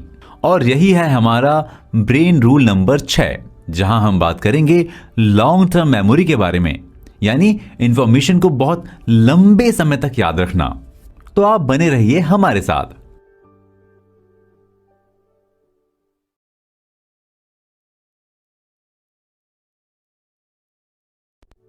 लॉन्ग टर्म मेमोरी, चीजों को दोहराते रहें, part 1। Hello friends, brain rules की इस अमेजिंग सीरीज में अब तक हमने जाना कि किस तरह हमारा दिमाग काम करता है, और हमने जाना कि ऐसे कौन से तरीके और चीजें हैं जिन्हें करने से हम अपने ब्रेन की प्रोग्रामिंग एनहांस कर सकते हैं। इस सीरीज के पिछले एपिसोड में हमने जाना कि किस तरह हमारे ब्रेन की शॉर्ट टर्म मेमोरी वर्क करती है, किस तरह हमारा ब्रेन किसी भी इंफॉर्मेशन को कलेक्ट करता है और फिर उसके टुकड़े करके या उसे इनकोड करके दिमाग के अलग अलग पार्ट्स में स्टोर कर देता है, और फिर हम उसे जरूरत के हिसाब से रिट्रीव करते हैं।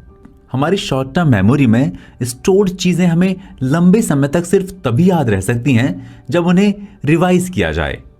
बात की जाए लॉन्ग टर्म मेमोरी की, यानी कि किसी भी इंफॉर्मेशन को बहुत लंबे समय तक याद रखने की, जो कि एक ऐसी प्रॉब्लम है जिसे हम सब फेस करते हैं, तो उसके लिए हमें क्या करना चाहिए? जॉन मेडिना ने ब्रेन रूल्स के बारे में बात करते हुए यह बताया कि आखिर ऐसा क्या है जिससे हम किसी भी इंफॉर्मेशन या बात को बहुत लंबे समय तक याद रख सकते हैं, और ये सब उन्होंने बताया है ब्रेन रूल 6 में। जॉन मेडिना कहते हैं कि ज्यादातर यादें मिनटों में गायब हो जाती हैं, लेकिन जो बच जाती हैं वो विद टाइम के साथ और ज्यादा स्ट्रांग हो जाती हैं। अब बात आती है वर्किंग मेमोरी की। एक साइंटिस्ट एलन बैडली ने वर्किंग मेमोरी को 3 components model, auditory, visual and executive में डिफाइन किया है। इसके अकॉर्डिंग पहला कंपोनेंट हमें ऑडिटरी इंफॉर्मेशन यानी सुनी हुई जानकारी को रिटेन करने में हेल्प करता है। बैडली ने इसे साउंड डाइड लूप कहा है।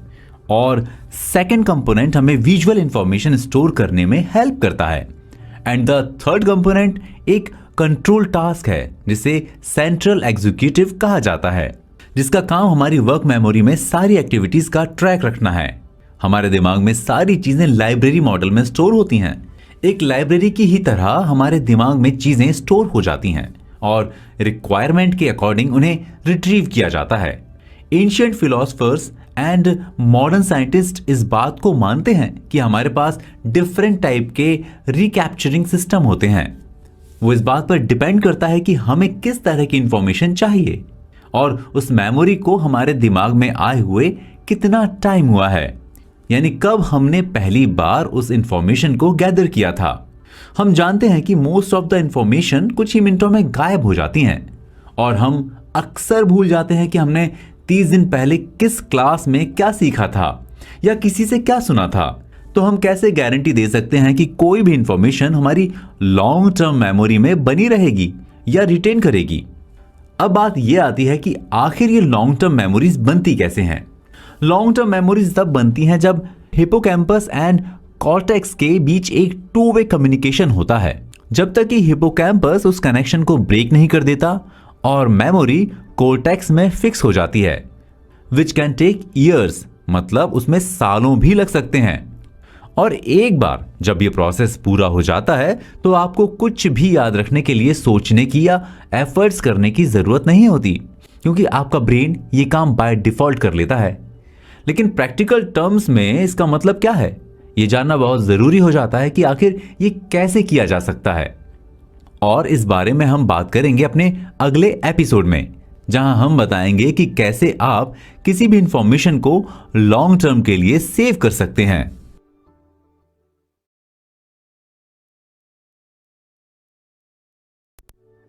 लॉन्ग टर्म मेमोरी, चीजों को दोहराते रहें पार्ट 2। हेलो दोस्तों, ब्रेन रूल सीरीज के इस एपिसोड में हम बात करेंगे लॉन्ग टर्म के बारे में। हमने पिछले एपिसोड में बात शुरू की थी ब्रेन रूल नंबर 6 की, जहां हमने बताया कि आखिर लॉन्ग टर्म मेमोरी क्या होती है और ये किस तरह से काम करती है। पिछले एपिसोड में हमने जाना था कि लॉन्ग टर्म मेमोरी किस तरह से बनती है और वर्किंग मेमोरी के 3 कंपोनेंट मॉडल के बारे में। इस एपिसोड में हम बात करेंगे कि प्रैक्टिकल टर्म्स में लॉन्ग टर्म मेमोरी किस तरह से काम करती है और साथ ही ये लॉन्ग टर्म मेमोरी के लिए इंफॉर्मेशन को सेव कैसे किया जा सकता है। बात करें अगर मेमोरी की, तो मेमोरी एक्चुअल इवेंट से रिलेटेड नहीं होती, ये एक्चुअली रीमैन्युफैक्चरेबल होती है, जो एक ऐसी स्टोरी बना लेती है जो रियलिटी से ज्यादा हाइपोथेटिकल होती है। इसीलिए विथ टाइम ब्रेन का रिट्रीवल सिस्टम एक ग्रेजुअल स्विच से गुजरता है और स्पेसिफिक और डिटेल्ड रिप्लिका से जनरल और एब्स्ट्रैक्ट रिकॉल में शिफ्ट कर जाता है। हमारा दिमाग हमें रियलिटी का केवल एक अप्रॉक्सीमेट व्यू देता है, क्योंकि वे पुरानी इंफॉर्मेशन या मेमोरीज को नई इंफॉर्मेशन एंड नॉलेज के साथ मिक्स कर देता है और फिर उन्हें एक साथ एक जगह पर कलेक्ट कर लेता है। बात करें अगर किसी भी इंफॉर्मेशन को लॉन्ग टर्म के लिए मेमोरी में सेव करने की, तो सबसे जरूरी और याद रखने वाली बात यह है कि यदि हमें कुछ याद रखना है तो हमें यह याद रखना चाहिए कि हमें उस इंफॉर्मेशन को लगातार टाइम टू टाइम रिवाइज या रिपीट करते रहना चाहिए। लॉन्ग टर्म मेमोरी को प्रैक्टिकली यूज करने की बात की जाए तो हम उसे एक एग्जाम्पल से समझ सकते हैं। सीधे शब्दों में कहें तो इसका मतलब है कि इन फ्यूचर स्कूलों में होमवर्क को पूरी तरह से खत्म कर देना चाहिए, इसके बजाय हॉलिडे रिव्यू शुरू करने पर ध्यान देना चाहिए। इन अदर वर्ड्स, अगर हम 3-4 दिन में हम अपनी क्लास का होमवर्क रिवाइज करते रहते हैं तो शायद हमें कभी भी अपने होमवर्क के लिए एफर्ट्स करने की जरूरत ही ना पड़े। इसके अलावा ऐसा क्या है जिसे करने से हम किसी इंफॉर्मेशन को लॉन्ग टर्म मेमोरी में सेव कर सकते हैं। लेकिन अब इस लॉन्ग टर्म मेमोरी को ज्यादा रिलायबल कैसे बनाया जा सकता है। लॉन्ग टर्म मेमोरी को रिलायबल बनाने का बेस्ट तरीका है कि हमें टाइम टू टाइम उसमें नई जानकारी को ऐड करते रहना चाहिए और समय समय पर उसे रिवाइज करते रहना चाहिए। तो दोस्तों, ऐसे ही और भी कई ब्रेन रूल्स अभी बाकी हैं, जिनके बारे में बात करेंगे हम आने वाले एपिसोड्स में। अगले एपिसोड में हम आपको बताएंगे कि आखिर किस तरह से आपकी नींद यानी आपकी स्लीप आपके ब्रेन को इफेक्ट करती है और किस तरह से हम नींद और अपने स्लीपिंग पैटर्न में चेंजेस करके अपने ब्रेन की पावर को बढ़ा सकते हैं। तो चलिए चलते हैं अपने अगले एपिसोड पर।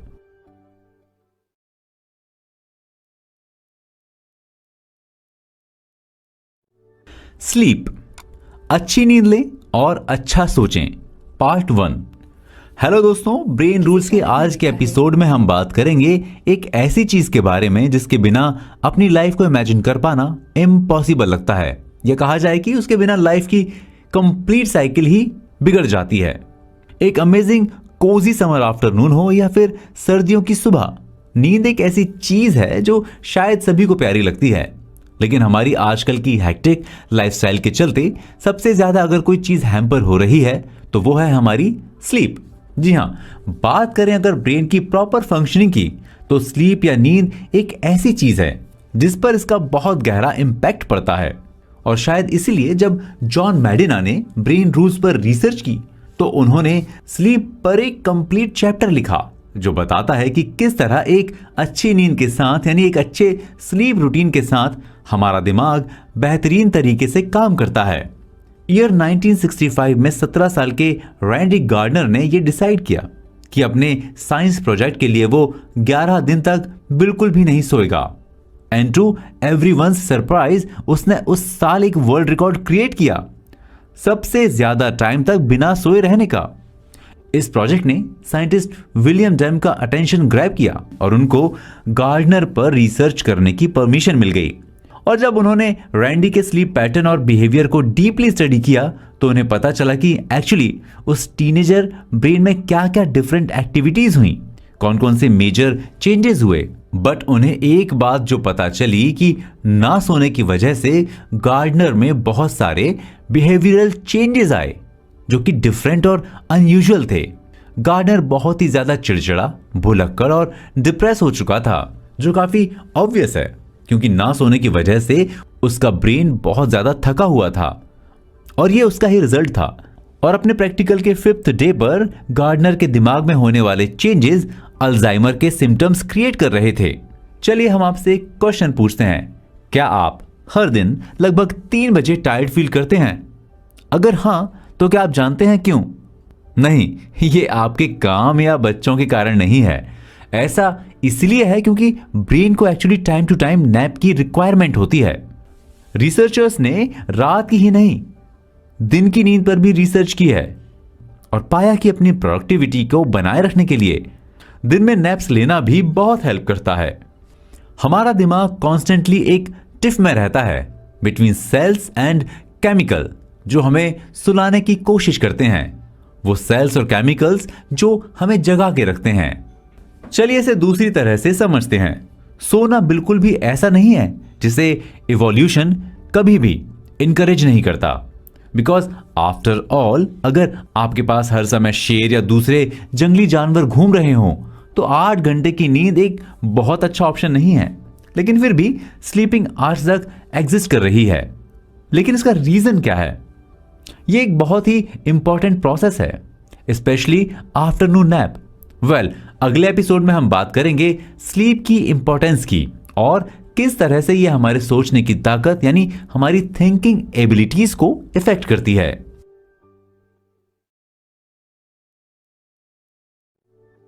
स्लीप, अच्छी नींद लें और अच्छा सोचें, पार्ट 2।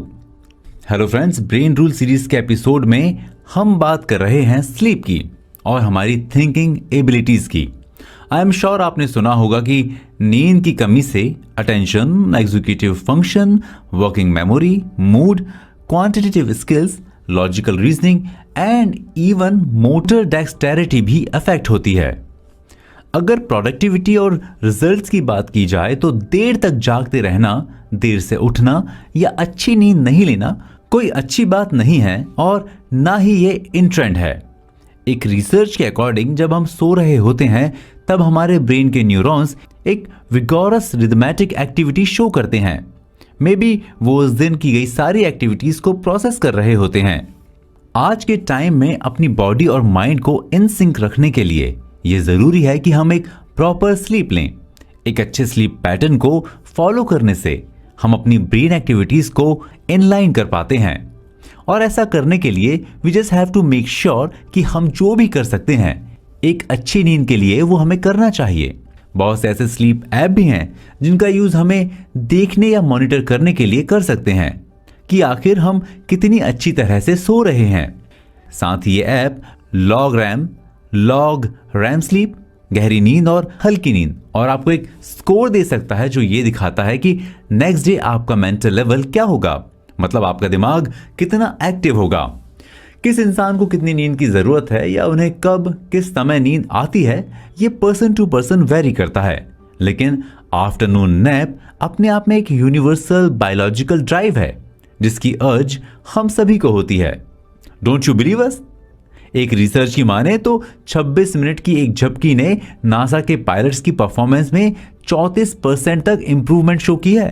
डॉक्टर मेडिना इस बात से एग्री करते हैं कि हर इंसान की नींद की जरूरत अलग होती है, लेकिन circadian rhythm expert doctor Sachin Panda बताते हैं कि 8 घंटे की नींद हर किसी के लिए एक डेफिनेट अमाउंट ऑफ स्लीप नहीं है, लेकिन 7-8 घंटे बिस्तर पर रहने का एम सबका होता है। इसका अर्थ है कि आप जाग सकते हैं और पढ़ सकते हैं या ध्यान कर सकते हैं और आप तब भी एक प्रोडक्टिव डे के लिए ट्रैक पर रहेंगे, मतलब आपकी प्रोडक्टिविटी में ऐसा कोई चेंजेस नहीं होंगे। हाँ, लेकिन नींद की कमी हमारी बॉडी और ब्रेन को बहुत ही एडवर्सली अफेक्ट करती है।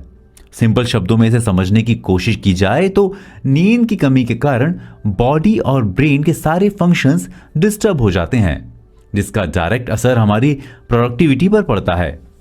हम फिजिकल एक्सरसाइज की बात करें तो हमेशा ही ये कहा जाता है कि एक अच्छी फिजिक पाने के लिए ये बहुत जरूरी है कि हम कम से कम 7 घंटे की नींद लें, यानी कि हमारी बॉडी को 7 घंटे के मिनिमम रेस्ट की नीड होती है। और अगर हम ऐसा नहीं करते तो इसके साइड इफेक्ट हमें देखने को मिलते हैं, जैसे apatite loss, tiredness, slogging of brain and और भी बहुत कुछ। स्लीप रूल यूज करके, यानी हम अपनी लाइफस्टाइल में एक प्रॉपर स्लीप रूटीन ऐड करके हम एक बेहद प्रोडक्टिव इंसान बने रह सकते हैं। और इन सब के लिए आपको क्या करना है? अपनी स्लीप को, उसके पैटर्न को प्रॉपर मॉनिटर करना है। सो अब आप किस चीज का इंतजार कर रहे हैं? It's time for sleep revolution. So ये तो हमने जान लिया कि एक अच्छी productive functioning body and brain के लिए नींद कितनी जरूरी है। ब्रेन रूल्स के अगले एपिसोड में हम बात करेंगे कि जब आप और हम स्ट्रेस्ड होते हैं तो आखिर उसका हमारे शरीर पर और दिमाग पर क्या असर होता है और कैसे हम इस स्ट्रेस को ओवरकम करके अपनी लाइफ को बैलेंस बना सकते हैं। तो चलिए फिर चलते हैं हम अपने नेक्स्ट एपिसोड पर।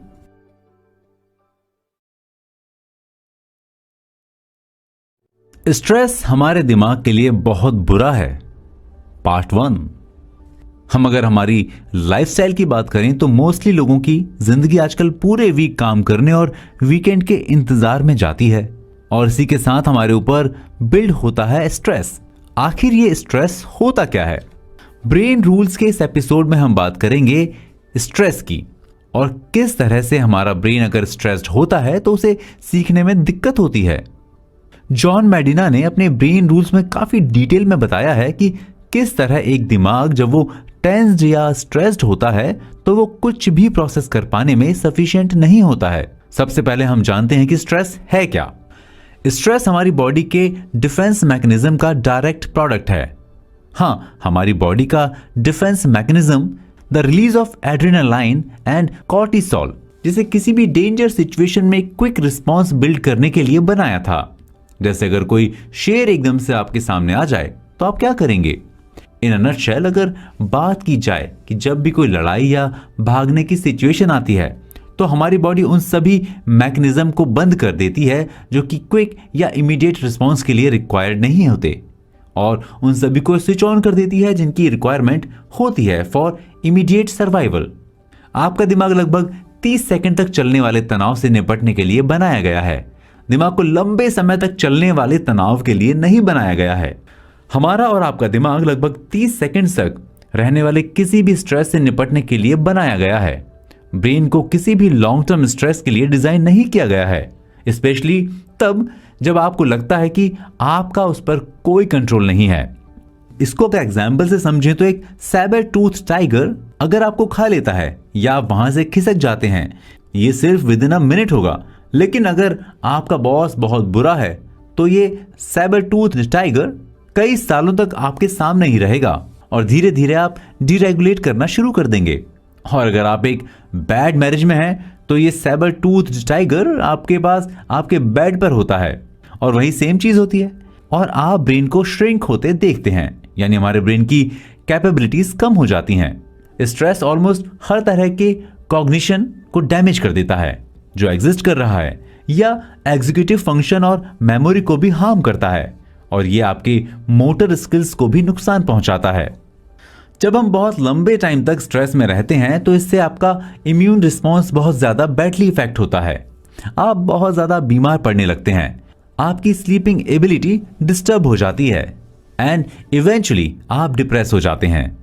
लेकिन ये स्ट्रेस रिस्पॉन्स क्या होता है और किस तरह से हमारे ब्रेन की प्रोग्रामिंग और उसकी एफिशिएंसी को हैमर करता है, इसके बारे में हम बात करेंगे ब्रेन रूल्स के अगले एपिसोड में। तो चलिए चलते हैं अपने अगले एपिसोड पर।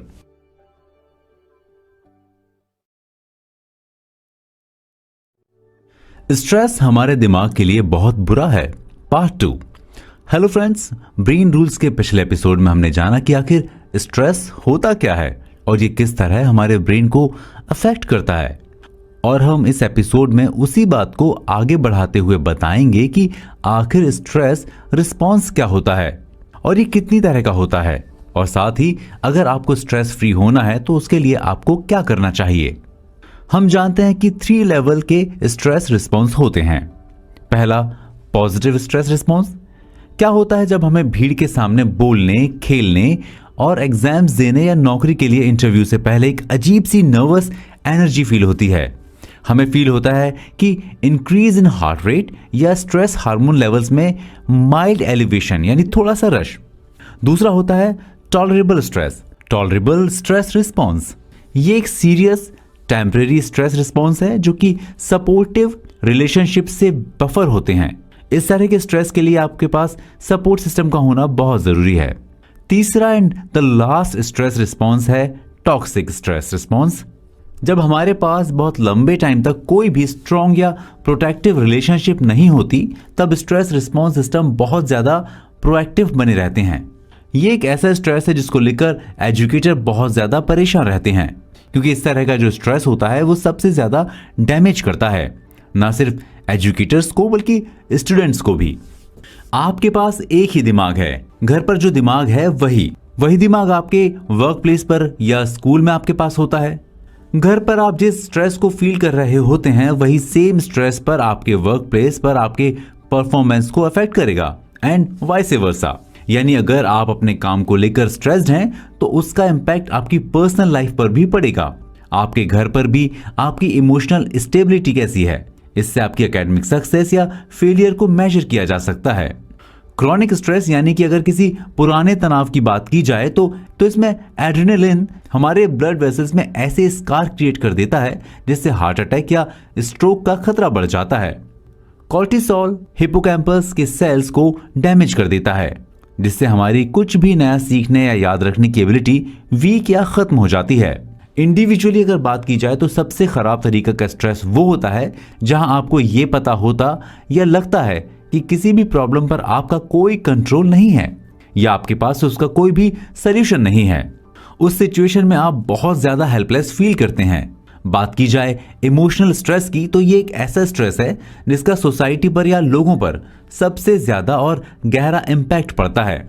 बच्चों के स्कूल में उनकी परफॉर्मेंस या किसी भी इंसान के वर्क प्लेस पर उसकी प्रोडक्टिविटी, इन सभी पर इसका इम्पैक्ट काफी हार्मफुल होता है।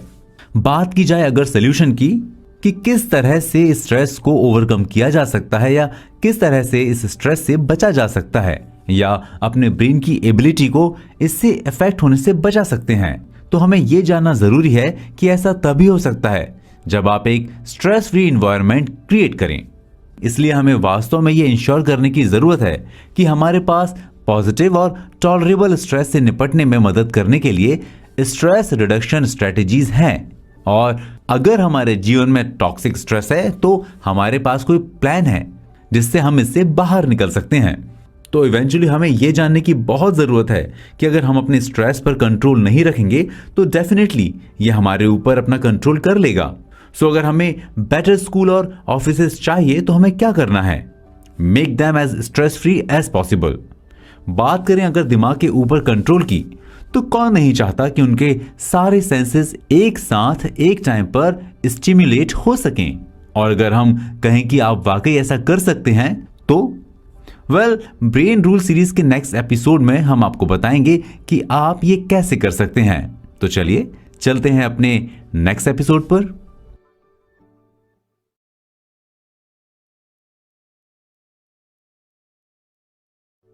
एक साथ एक से ज्यादा सेंसेस को इंटीग्रेट करना चाहिए, पार्ट 1। कभी कभी किसी को देखकर लगता है कि यार इस इंसान को इतना सब कुछ कैसे याद रह जाता है। या जब हम स्कूल या कॉलेज में थे तो उस टॉपर स्टूडेंट को देखकर लगता था कि इतना याद कैसे कर लेता है, कैसे किसी की मेमोरी इतनी शार्प हो सकती है। क्या आप जानते हैं कि क्यों कुछ लोगों के पास अनलिमिटेड मेमोरीज होती हैं? दोस्तों, ब्रेन रूल्स के आज के इस एपिसोड में हम बात करेंगे कि किस तरह से आप अपने सेंसेस को कंट्रोल करके या स्टिमुलेट करके अपने ब्रेन की मेमोरी पावर को बढ़ा सकते हैं and can have super memory. हमने आपसे पूछा था कि क्यों कुछ लोगों के पास अनलिमिटेड मेमोरीज होती हैं। आपको बताते हैं कि आखिर ऐसा क्यों होता है। ऐसा इसलिए होता है क्योंकि वो लोग चीजों को याद रखने के लिए अपने एक से ज्यादा सेंसेस का यूज करते हैं। सुनकर अजीब लगता है ना कि ऐसे कैसे हो सकता है। जस्ट आस्क सिनेस्थेसिस्ट, यानी वे लोग जो सिर्फ रंगों को सूंघते हैं या साउंड को देखते हैं। अपेरेंटली वे लोग चीजों को एक अनयूजुअल वे में याद रख सकते हैं। सुनकर काफी कॉम्प्लिकेटेड सा लगता है, लेकिन इस कॉन्सेप्ट को समझने का एक बहुत अंडरस्टैंडेबल रीजन है। क्या आप जानते हैं कि हम अपने सेंसेस के थ्रू किसी घटना के बारे में इंफॉर्मेशन को एब्जॉर्व करते हैं। हम इसे इलेक्ट्रिकल सिग्नल में ट्रांसलेट करते हैं, कुछ देखकर और कुछ दूसरे साउंड से। इन सिग्नल्स को दिमाग के अलग अलग हिस्सों में फैलाते हैं और फिर उस इंसिडेंट को एज अ होल रिकंस्ट्रक्ट करते हैं। जैसा कि हमने पहले के रूल्स में सीखा कि हमारा ब्रेन या मेमोरी इज ऑल अबाउट उसकी अलग अलग डॉट्स को जोड़ने की कैपेबिलिटीज के बारे में है। यानी दिमाग उन हिस्सों को वायर करने के लिए जो इंफॉर्मेशन को रखते हैं या स्टोर करते हैं। ऐसा लगता है कि हमारा ब्रेन किन्हीं भी सिग्नल्स को कंबाइन करने के लिए हमारे पास्ट एक्सपीरियंस पर डिपेंड करता है और इसे दो अलग अलग लोग एक ही इवेंट को अलग अलग तरह से एक्सपीरियंस कर सकें। जस्ट इमेजिन द पावर जब आप चीजों को एक साथ जोड़ने के लिए कड़ी मेहनत करते हैं, यानी when you are hard wire to connect them, क्योंकि आप उस समय चीज को एक से ज्यादा तरीकों से एक्सपीरियंस करते हैं। हमारे सेंसेस एक साथ काम करते हैं, इसीलिए उन्हें स्टिमुलेट करना बहुत जरूरी है।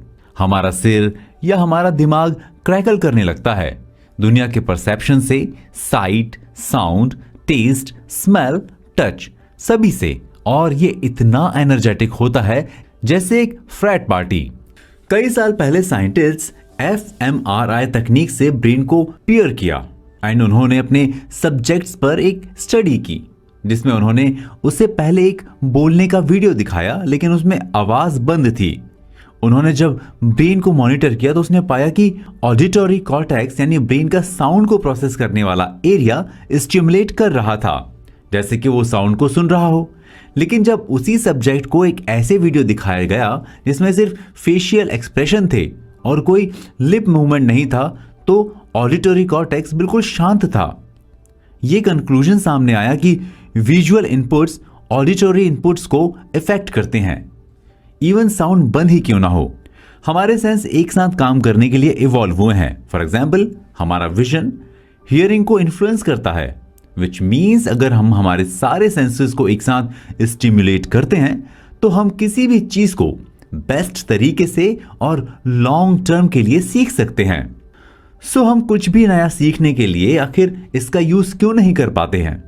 अगर हम ऐसा करते हैं और हमारे सारे सेंसेस को एक साथ स्टिमुलेट करने में सक्सेसफुल हो जाते हैं तो हमारे लिए कुछ भी सीखना या उसे याद रखना मुश्किल नहीं होगा। In fact it will be a cake walk, यानी ये बहुत आसान होगा। इस सीरीज के अगले एपिसोड में हम बात करेंगे कि किस तरह स्मेल हमारे सेंसेस को स्टिमुलेट करती है और हमारे ब्रेन को किसी भी चीज को याद करने में बेटर हेल्प करती है। तो चलिए चलते हैं अपने अगले चैप्टर की तरफ।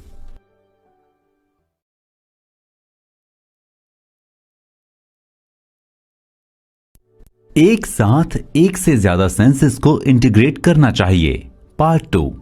फ्रेंड्स, पिछले एपिसोड में हम बात कर रहे थे ब्रेन रूल नंबर 9 की, जहां हमने जाना कि किस तरह से जब हम अपने सारे सेंसेस का यूज करते हैं या उन्हें स्टिमुलेट करते हैं तो ऐसा करके हम हमारी मेमोरी की पावर को बढ़ा सकते हैं। आज के इस एपिसोड में हम जानेंगे कि कैसे स्मेल हमारे सेंसेस को इंटीग्रेट करती है। मेमोरी को इवोक करने के लिए स्मेल अनयूजुअली इफेक्टिव होती है। अगर आप किसी फिल्म पर डिटेल्ड टेस्ट कर रहे हैं और आपके आसपास एयर में पॉपकॉर्न की स्मेल आ रही है तो डेफिनेटली 10 से 50% ज्यादा याद रहेगा। अगर कहा जाए कि स्मेल बिजनेस के लिए बहुत इंपॉर्टेंट है, जब आप स्टारबक्स में जाते हैं तो सबसे पहली चीज जो आप स्मेल करते हैं वो है कॉफी। उन्होंने ओवर द ईयर्स ये इंश्योर किया है कि ऐसा ही हो और उसके लिए बहुत सारे एफर्ट्स किए हैं। स्मेल में मेमोरीज को वापस लेकर आने की एक अनयूजुअल पावर होती है, क्योंकि स्मेल सिग्नल थैलेमस को बाईपास करते हैं और सीधे अपने डेस्टिनेशन की ओर जाते हैं। और स्मेल डायरेक्टली एमिगडाला को स्टिमुलेट करती है, जो कि इमोशंस को स्टिमुलेट करता है। एक स्टडी से पता चला है कि स्मेल और स्लीप का combination better declare memory consolidation है। हम सबसे अच्छी तरह से कुछ भी तब सीख सकते हैं जब हमें कई डिफरेंट सेंसेस को एक साथ स्टिमुलेट करते हैं, और ऐसा इसलिए क्योंकि हमारे सेंसेस एक साथ मिलकर काम करते हैं।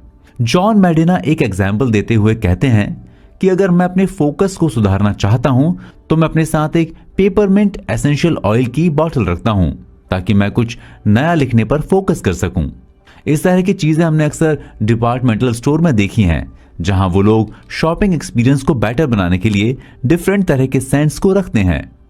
यहां तक कि कुछ स्टोर स्टारबक्स अपने वर्कर्स को सेंट्स यूज करने की परमिशन नहीं देते, क्योंकि ये कस्टमर को कॉफी की स्मेल से डिस्ट्रैक्ट कर देगा। किसी भी तरह से जितना ज्यादा हम मल्टी सेंसरी एक्सपीरियंस गेन कर सकते हैं, चाहे वो स्कूल में हो या वर्क प्लेस में, हम अपने रिजल्ट्स को उतना ही ज्यादा बेटर कर सकते हैं। सोचिए क्या होगा जब हमें किसी इंफॉर्मेशन को मल्टी डिसिप्लिनरी एक्सपीरियंस की तरह प्रेजेंट करते हैं और उसके बाद सिर्फ इंफॉर्मेशन को ही रिप्लिकेट नहीं करते, बल्कि उसके प्रेजेंटेशन के मेथड को भी रिप्लिकेट किया और फर्स्ट री परफॉर्मेंस विजुअली प्रेजेंट किया जाता है, और दूसरा ऑडिटोरली और तीसरा किनेस्थेटिकली। अब बात की जाए कि लर्निंग लिंक क्या है। वो लोग जो मल्टी सेंसरी इन्वायरमेंट्स में रहते हैं वो उन लोगों से बेटर होते हैं या बेहतर तरीके से सीखते हैं जो कि यूनिसेंसरी इन्वायरमेंट में रहते हैं। उनके पास बेटर रिजोल्यूशन के साथ ज्यादा मेमोरीज होती हैं जो उन्हें याद रहती हैं और वो काफी ज्यादा समय तक उनकी मेमोरी में बनी रहती हैं, इवन 20 साल बाद भी। सो इवेंचुअली हम ये समझ सकते हैं कि किस तरह से जब हमारे सारे सेंसेस को एक साथ वर्क करने के लिए प्रोसेस कर लेते हैं या उन्हें ऐसे स्टिमुलेट करते हैं कि सभी सेंसेस इन कोऑर्डिनेशन वर्क कर सकें, तो हम हमारी मेमोरी को बेटर प्रोसेस कर सकते हैं। इस सीरीज के अगले चैप्टर में हम बात करेंगे विजन की, यानी कि दृष्टि की, कि किस तरह से हमारी देखने की क्षमता हमारे बाकी सभी सेंसेस से ज्यादा स्ट्रांग होती है और किस तरह से ये हमारे ब्रेन और मेमोरी को स्ट्रेंथन करती है। तो चलिए चलते हैं अपने अगले एपिसोड पर।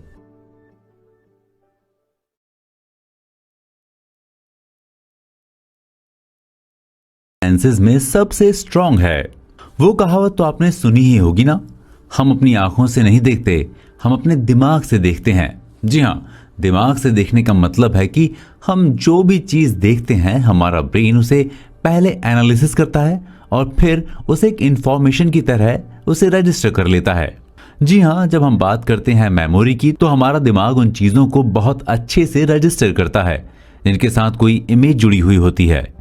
आज के इस एपिसोड में हम बात करेंगे विजन की और किस तरह विजन हमारे सभी सेंसेस में सबसे ज्यादा डोमिनेटिंग होता है और हमारे ब्रेन को चैनलाइज करता है। जॉन मेडिना ने अपने ब्रेन रूल नंबर 10 में विजन और उसके इंपैक्ट के बारे में काफी डिटेल में एक्सप्लेन किया है। हम ह्यूमंस पिक्चर्स या फिगर्स को याद रखने में इनक्रेडिबल होते हैं। आप कोई भी इंफॉर्मेशन सुनिए और 3 दिन बाद उसका सिर्फ 10% ही याद रहेगा और उसमें एक पिक्चर या फिगर ऐड कर दें तो आपको 65% तक याद रहेगा। इनफैक्ट पिक्चर्स का इम्पैक्ट टेक्स्ट से भी ज्यादा होता है क्योंकि पढ़ना हमारे लिए इनसफिशिएंट होता है। हमारा दिमाग टेक्स्ट या वर्ड को भी छोटे छोटे पिक्चर्स की तरह ही देखता है और उन्हें पढ़ने के लिए उन वर्ड्स में कुछ स्पेशल कैरेक्टर्स ढूंढने पड़ते हैं, लेकिन उसमें काफी समय लगता है। लेकिन क्या कारण है कि विजन इतना इंपॉर्टेंट है? मतलब why is vision such a big deal to us? शायद ऐसा इसलिए क्योंकि हम ऐसी ही चीजों को हमेशा एप्रीहेंड करते हैं, जैसे food supplies, major threats and reproductive opportunity. Leonardo da Vinci इस बात को इंट्यूटिवली जानते थे। साइंस ने इस बात को प्रूव कर दिया कि विजन हमारा सबसे इफेक्टिव एंड डोमिनेंट सेंस है, जो कि हमारे ब्रेन के मोर देन हाफ रिसोर्स को एक्वायर कर लेता है। हम केवल वही देखते हैं जो हमारा दिमाग हमसे देखने को कहता है, और वो भी 100% एक्यूरेट नहीं होती। इनफैक्ट इससे यह साफ पता चलता है कि क्यों लोगों को विजन्स या भूत दिखाई देते हैं। सीधे शब्दों में कहें तो उनकी आंखें वही देख रही हैं जो उनका दिमाग उन्हें देखने के लिए कहता है। हालांकि रियलिटी में ऐसा कुछ भी नहीं है। विजन एक बहुत इंपॉर्टेंट कंपोनेंट है। जैसा कि विटगेंस्टाइन ने आर्गुमेंट दिया है, यह पॉसिबल है कि जब तक आप किसी भी चीज को इमेजेस या पिक्चर्स में कन्वर्ट नहीं करते तब तक आप उन्हें पूरी तरह से नहीं समझ सकते। हम जो विजुअल एनालिसिस करते हैं उसमें कई स्टेप्स होते हैं। रेटिना फोटॉन्स को इंफॉर्मेशन छोटी छोटी मूवी लाइक स्ट्रीमिंग में असेंबल कर देता है। विजुअल कॉर्टेक्स इन स्ट्रीम्स को प्रोसेस कर देता है। कुछ एरिया मोशन रजिस्टर करते हैं और कुछ कलर्स को रजिस्टर करते हैं, एटसेट्रा। और फाइनली हम वो सारी इंफॉर्मेशन को एक साथ गैदर करते हैं सो दैट हम उसे देख सकें। इंफॉर्मेशन आंख में रेटिना से टकराती है और depending on the wavelength of light और द कलर जो कि हमारा विजुअल ब्रेन सेंटर देखता है। न्यूरोलॉजिस्ट रिचर्ड रिस्टर्क सजेस्ट करते हैं कि यदि आप अपनी विजन के लिए अपने नेचुरल नेटवर्क को स्ट्रांग बनाना चाहते हैं तो बोनसाई पेड़ जैसी चीजों के सभी एलिमेंट्स और फेजेस को कीनली मॉनिटर करें, क्योंकि वहां पर आंखों को देखने के लिए बहुत कुछ है। यही कारण है कि आप एनालॉजीज का यूज करते हैं और बीथोवन्स फिफ्थ की बिगिनिंग को कॉम्प्रिहेंड करते हैं by saying that it's destiny knocking on the door. मेडिना ने कंक्लूड किया है कि हम पिक्चर्स के माध्यम से सबसे अच्छा सीखते हैं और याद करते हैं, लिखे या बोले गए शब्दों के माध्यम से नहीं। इस सीरीज के नेक्स्ट एपिसोड में हम बात करेंगे कि किस तरह से एक मेल और फीमेल ब्रेन एक दूसरे से अलग होता है और किस तरह उनकी प्रोसेसिंग एंड वर्किंग भी डिफरेंट होती है। तो चलिए चलते हैं अपने नेक्स्ट चैप्टर पर।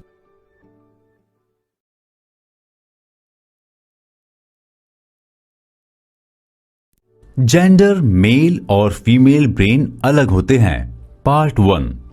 हेलो दोस्तों, जब हम ब्रेन की या मेंटल हेल्थ की बात करते हैं तो हमेशा यही कहा जाता है कि फीमेल्स और मेल्स के इश्यूज अलग होते हैं और उन्हें अलग तरह से डील किया जाता है।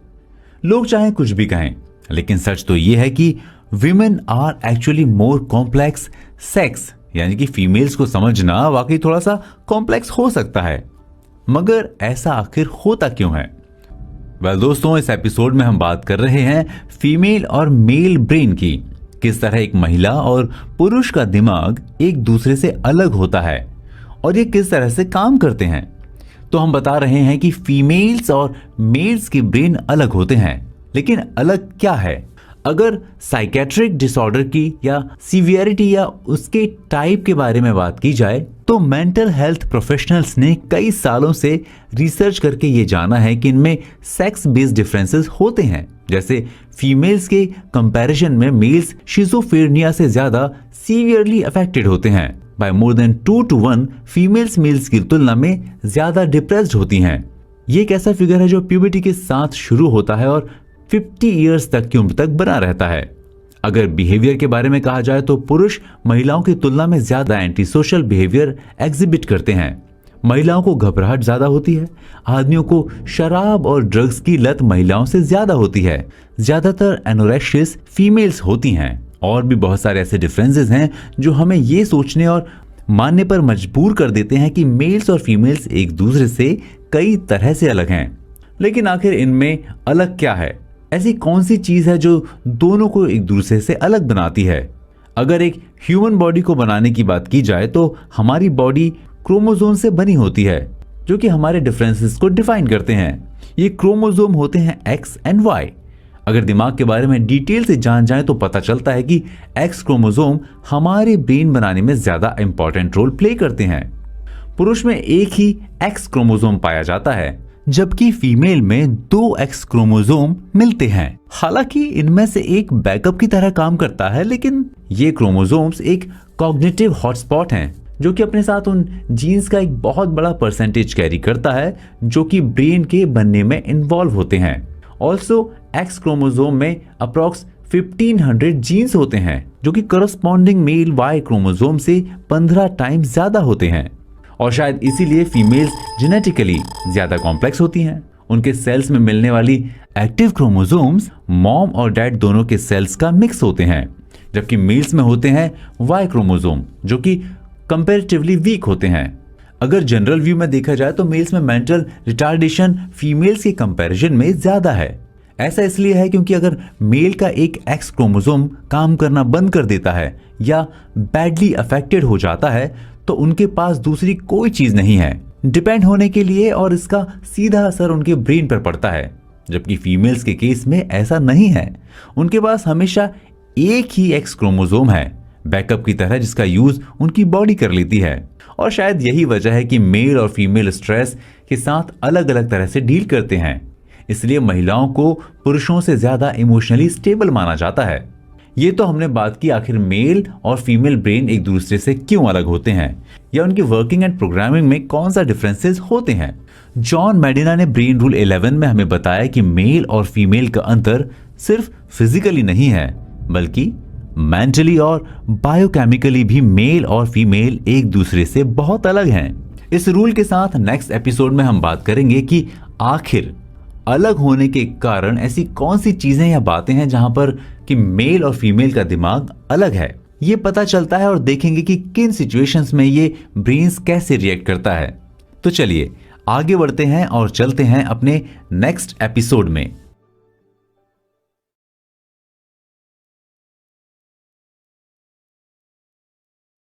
जेंडर, मेल और फीमेल ब्रेन अलग होते हैं, पार्ट 2।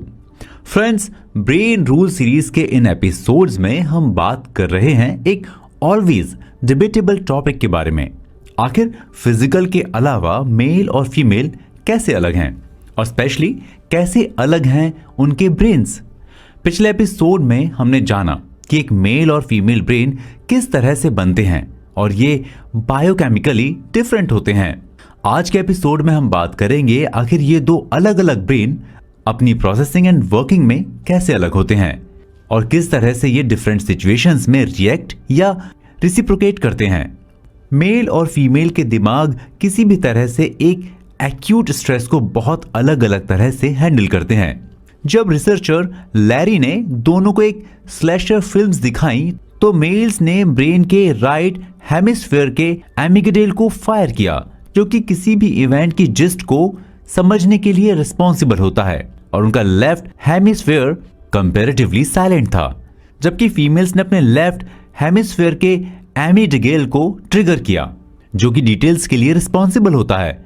ऐसे में अगर हमारे पास एक ऐसी टीम है जिसमें दोनों तरह के लोग हैं, यानी कि वो जो जिस्ट को समझते हैं और वो जो डिटेल्स पर फोकस करते हैं, तो हम आसानी से वर्ल्ड को जीत सकते हैं। एक दूसरा बड़ा डिफरेंस जो हमें मेल और फीमेल के काम करने के तरीके या चीजों को डील करने के बारे में पता चलता है, वो ये है कि मेल्स ज्यादा कॉम्पिटिटिव होते हैं जबकि फीमेल्स ज्यादा सपोर्टिव होती हैं। कई बार हम लड़कों को भी काफी सपोर्टिव रोल में देखते हैं, लेकिन वो भी अपनी कॉम्पिटिटिव स्पिरिट के चलते वो कंपटीशन में अपनी फेवरेट फिजिकल एक्टिविटी को डिप्लॉय कर देते हैं। पुरुष और महिलाएं इमोशंस को अलग अलग तरह से प्रोसेस करते हैं। इमोशंस काफी यूजफुल होते हैं, ये ब्रेन को किसी भी चीज पर अटेंशन पाने में हेल्प करते हैं। ये डिफरेंसेस नेचर और नर्चर के बीच का कॉम्प्लेक्स इंटरेक्शन का बाय प्रोडक्ट होते हैं।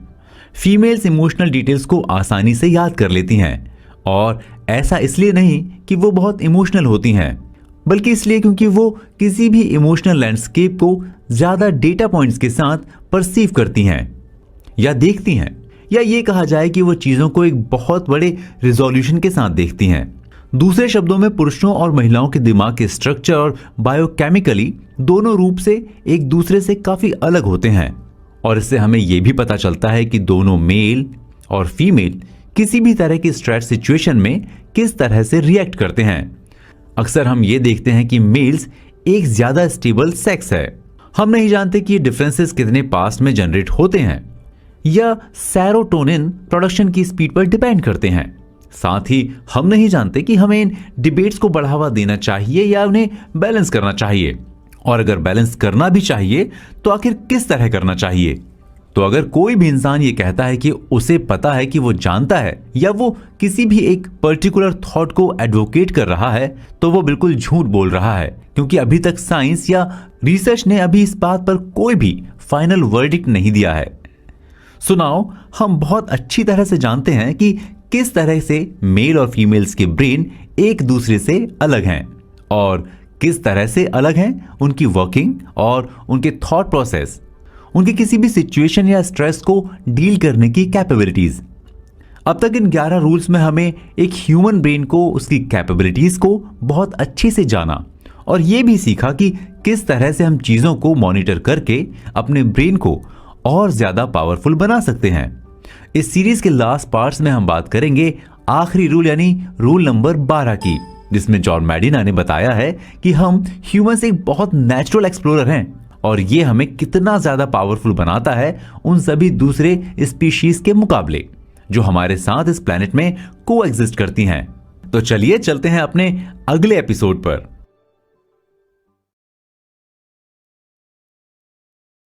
इंसान एक पावरफुल नेचुरल एक्सप्लोरर है, पार्ट 1। दोस्तों, हम सब ने सुना होगा कि सीखने की कोई उम्र नहीं होती और एक इंसान कितना भी सीख ले वो कभी भी ज्यादा नहीं हो सकता। एंड एक इंसान अपनी सारी लाइफ सीखता ही रहता है। पर यह सीखने का प्रोसेस ऐसा क्यों है? क्या है जो हम ह्यूमंस को हमेशा ही सीखते रहने के लिए मोटिवेट करता है? ब्रेन रूल्स की सीरीज के आखिरी पार्ट में हम बात करेंगे कि आखिर जब हमारा ब्रेन पूरी तरह से एक्टिवेट होकर काम करता है तो हम कितने पावरफुल बन जाते हैं और क्या है वो सीखने का प्रोसेस जिसने हम ह्यूमंस को इवॉल्व होने में इतनी मदद की और हमें सर्वाइवर्स बना दिया। एक छोटे बच्चे की बात करते हैं। जब हम एक बच्चे को किसी काम को करने को मना करते हैं तो हमने अक्सर देखा है कि वो उस काम को करने के लिए इतना उत्सुक हो जाता है कि उसके रिजल्ट्स के बारे में सोचे बिना वो उस काम को करने की पूरी कोशिश करता है। अगर हम एक बच्चे को ध्यान से देखेंगे तो हमें पता चलेगा कि बच्चे इस बात का परफेक्ट मॉडल हैं कि आखिर इंसान किस तरह से चीजें सीखता है। वो मॉडल है एक्टिव लर्निंग का। हम कभी भी चीजों को पैसिव तरीके से नहीं सीखते, हम हमेशा सीखते हैं एक्टिव वे में। इस बात को अगर हम आसान शब्दों में कहें तो हम कभी भी दूसरों को देखकर सीखने से ज्यादा खुद उस चीज को करके सीखते हैं, और जब हम ऐसा कुछ करते हैं तो वो बात या वो चीज हमारे दिमाग में बैठ जाती है।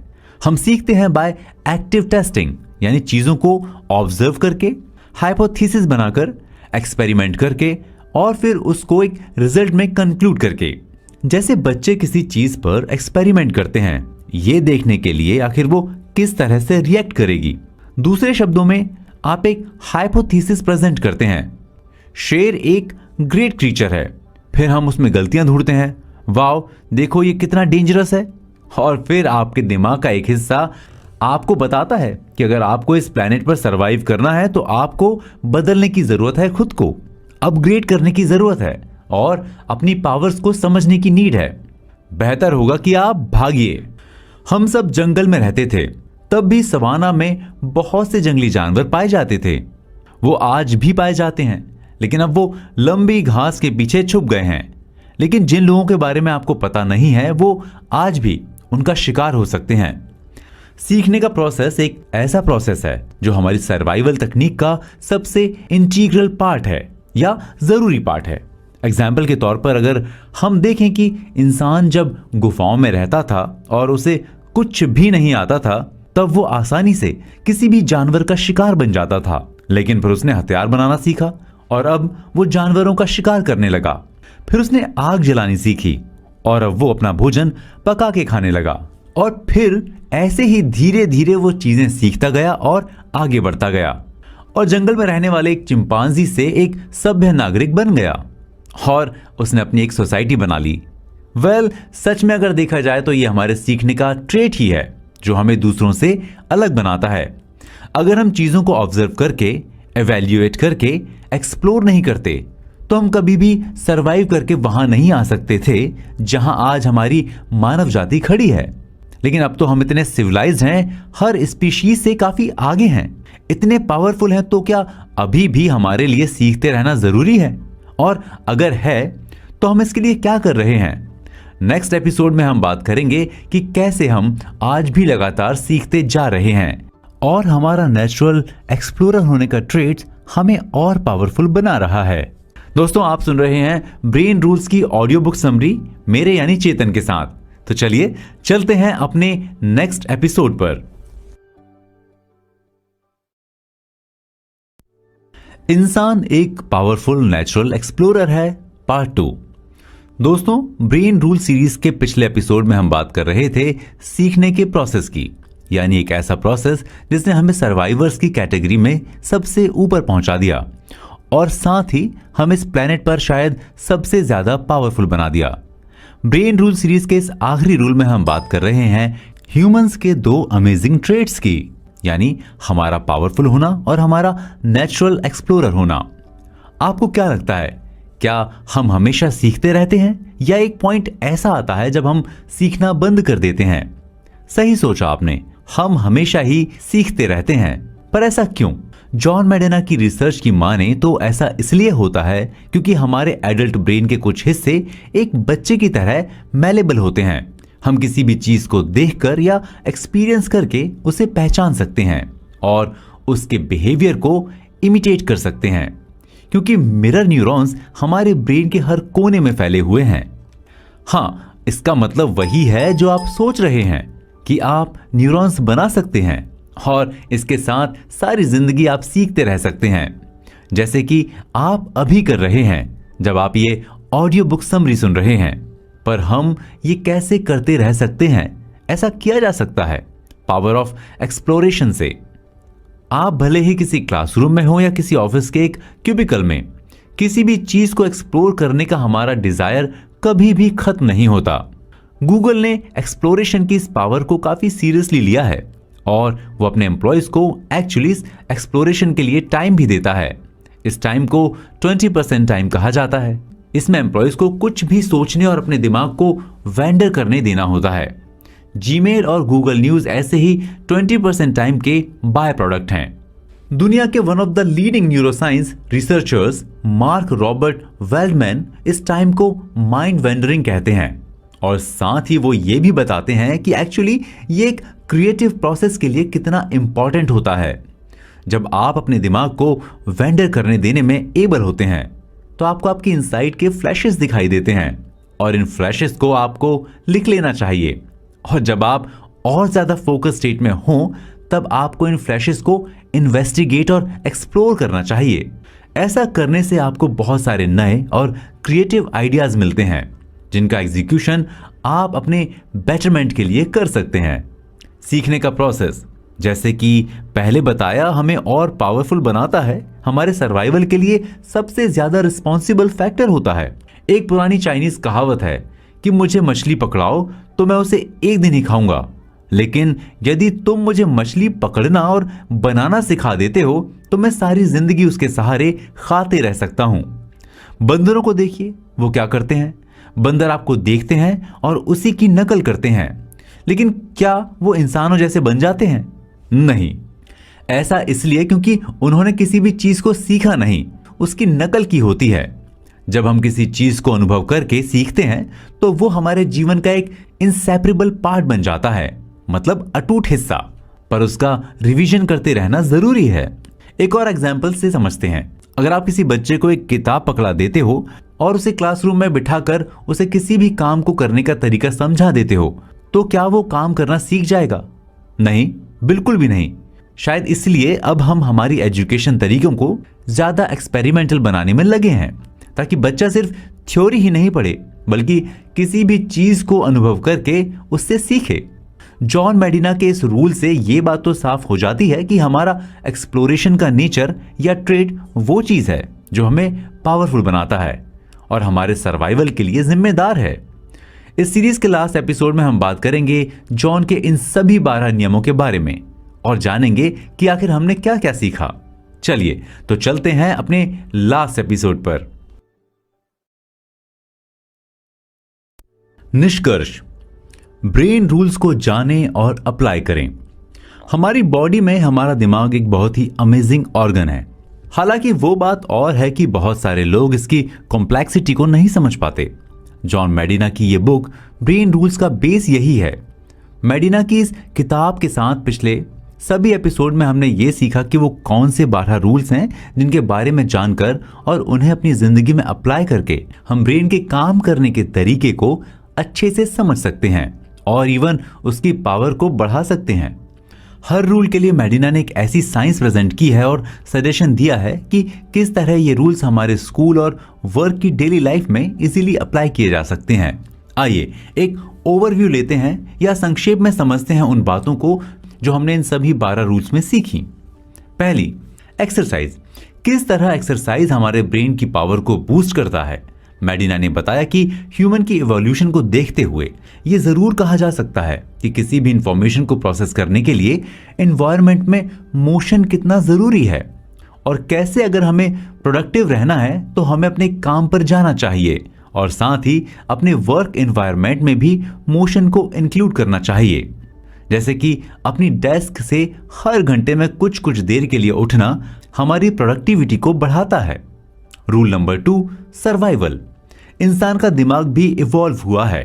हमारा दिमाग एक सर्वाइवल ऑर्गन है जिसे किसी भी अनस्टेबल एनवायरनमेंट में सर्वाइव करने के लिए, आने वाले प्रॉब्लम्स को सॉल्व करने के लिए डिजाइन किया गया है। हालांकि हम इस प्लेनेट पर सबसे पावरफुल नहीं हैं, लेकिन हमारा ब्रेन सबसे ज्यादा डेवलप्ड ब्रेन है। हमें अपने ऑप्टिमम परफॉर्मेंस के लिए सेफ फील करना बहुत जरूरी है और इसीलिए हमें वर्क प्लेस पर फ्रेंड्स बनाने चाहिए ताकि हम वहां सेफ फील कर सकें। Rule number 3, wiring. हर ब्रेन अलग अलग तरह से वायर्ड या डिजाइंड है।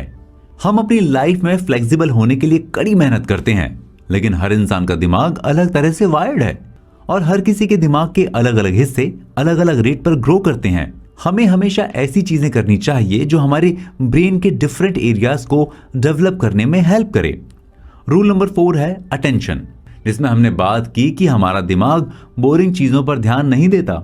हम किस चीज पर ध्यान देंगे और किस पर नहीं, ये हमारे पिछले एक्सपीरियंसेस पर डिपेंड करता है। इमोशनल अराउजल हमारे ब्रेन को सीखने में हेल्प करता है। हमारा ब्रेन एक बार में एक ही चीज पर फोकस करता है और बोरिंग चीजों से दूर भागता है। इसलिए किसी भी प्रेजेंटेशन को देते समय यह बहुत जरूरी है कि हम इस बात का भी ध्यान रखें और चीजों को इमोशन से जोड़कर प्रेजेंट करें। साथ ही हमें एक बार में एक ही काम करना चाहिए, क्योंकि मल्टीटास्किंग करने से टाइम डबल लगता है। रूल नंबर 5 है शॉर्ट टर्म मेमोरी। कुछ भी याद रखने के लिए दोहराना या रिवाइज करना बहुत जरूरी है। एक human brain 7 pieces of information को 30 सेकंड तक ही कैरी कर सकता है और अगर आपको इस 30 सेकंड को एक्सटेंड करना है तो आपको उस इंफॉर्मेशन को बार बार एक्सपोज करना होगा, मतलब रिवाइज करना होगा। दिमाग ही ये डिसाइड करता है कि सुनी जा रही इंफॉर्मेशंस को सुनने के पहले कुछ सेकंड के भीतर भी याद किया जाएगा या नहीं। आपको टाइम टू टाइम उस इंफॉर्मेशन को रिवाइज करना चाहिए जिसे आप याद रखना चाहते हैं और इसके लिए बेस्ट है कि आप उसी इन्वायरमेंट को रिक्रिएट करें जिसमें आपने उस इंफॉर्मेशन को पहली बार रजिस्टर किया था। रूल नंबर 6 है लॉन्ग टर्म मेमोरी, जिसके लिए यह याद रखना जरूरी है कि चीजों को रिवाइज करते रहना है। किसी भी मेमोरी को कंसोलिडेट करने में सालों लग जाते हैं।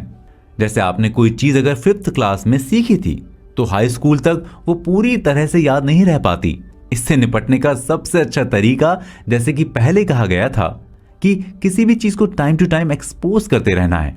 अपनी लॉन्ग टर्म मेमोरी को फर्म बनाने के लिए यह जरूरी है कि आप नई इंफॉर्मेशन को सीखते रहें और पुरानी को रिवाइज करते रहें। रूल नंबर 7 है अच्छी नींद लें और अच्छा सोचें। नींद की कमी से attention, working memory, cognitive process, mood, quantitative skills, logic reasoning and motor dexterity बुरी तरह से अफेक्ट होती है। जब हम सो रहे होते हैं तब भी हमारा दिमाग सीख रहा होता है। कोई भी इंपॉर्टेंट काम करने से पहले हमें 15-20 मिनट की नैप लेनी चाहिए या फिर कुछ ऐसा करना चाहिए जिससे हमारे ब्रेन को कम थकान हो। Rule number 8, stressed brain non stress brain की तरह नहीं सीख पाते। हमारा ब्रेन लॉन्ग टर्म स्ट्रेस के लिए डिजाइन नहीं है। स्ट्रेस हमारे कॉग्निटिव प्रोसेस, मोटर स्किल्स और मेमोरी को डैमेज करता है और लॉन्ग टर्म स्ट्रेस हमारे इम्यून रिस्पॉन्स को, इमोशनल स्ट्रेस हमारी पढ़ने और सीखने की पावर को इंपैक्ट करता है।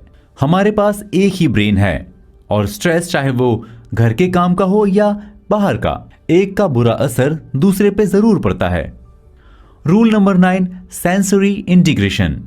एक ही टाइम पर ज्यादा सेंसेस को स्टिमुलेट कीजिए। हम अपने सेंसेस के थ्रू किसी भी चीज के बारे में इंफॉर्मेशन गैदर करते हैं, इसलिए जितने ज्यादा सेंसेस एंगेज होंगे चीजें उतनी ही याद रहेंगी।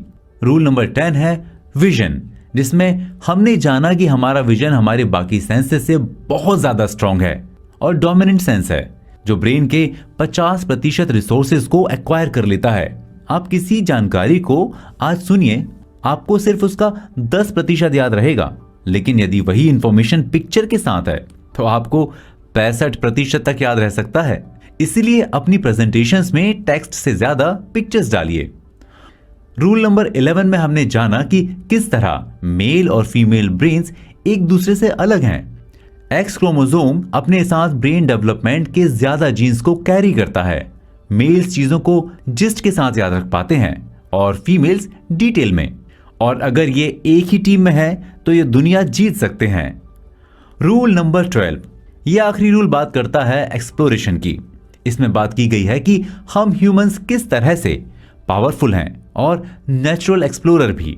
हम एनवायरनमेंट के पैसिव रिएक्शन से नहीं बल्कि observation, hypothesis, experiment and conclusion की एक्टिव टेस्टिंग तकनीक से सीखते हैं। इसलिए हमेशा वर्क में नए आइडिया ढूंढने के लिए टाइम स्पेंड करना चाहिए। तो अगर आप इन ब्रेन रूल्स को अपनी डेली लाइफ में इंटीग्रेट करना चाहते हैं, मतलब आप अपनी लाइफ में उतारना चाहते हैं, तो मेरा सजेशन है कि एक बार में एक रूल से शुरुआत कीजिए और उन चेंजेस को एक्सपीरियंस कीजिए। दोस्तों, आप सुन रहे हैं जॉन मेडिना की लिखी किताब ब्रेन रूल्स की बुक समरी, मेरे यानी आपके दोस्त चेतन के साथ। आपको ये बुक समरी कैसी लगी हमें कमेंट करके बताना ना भूलें। आपके कमेंट्स का हमें इंतजार रहेगा। तो फिर मिलेंगे किसी दूसरी बुक समरी के साथ। नमस्कार।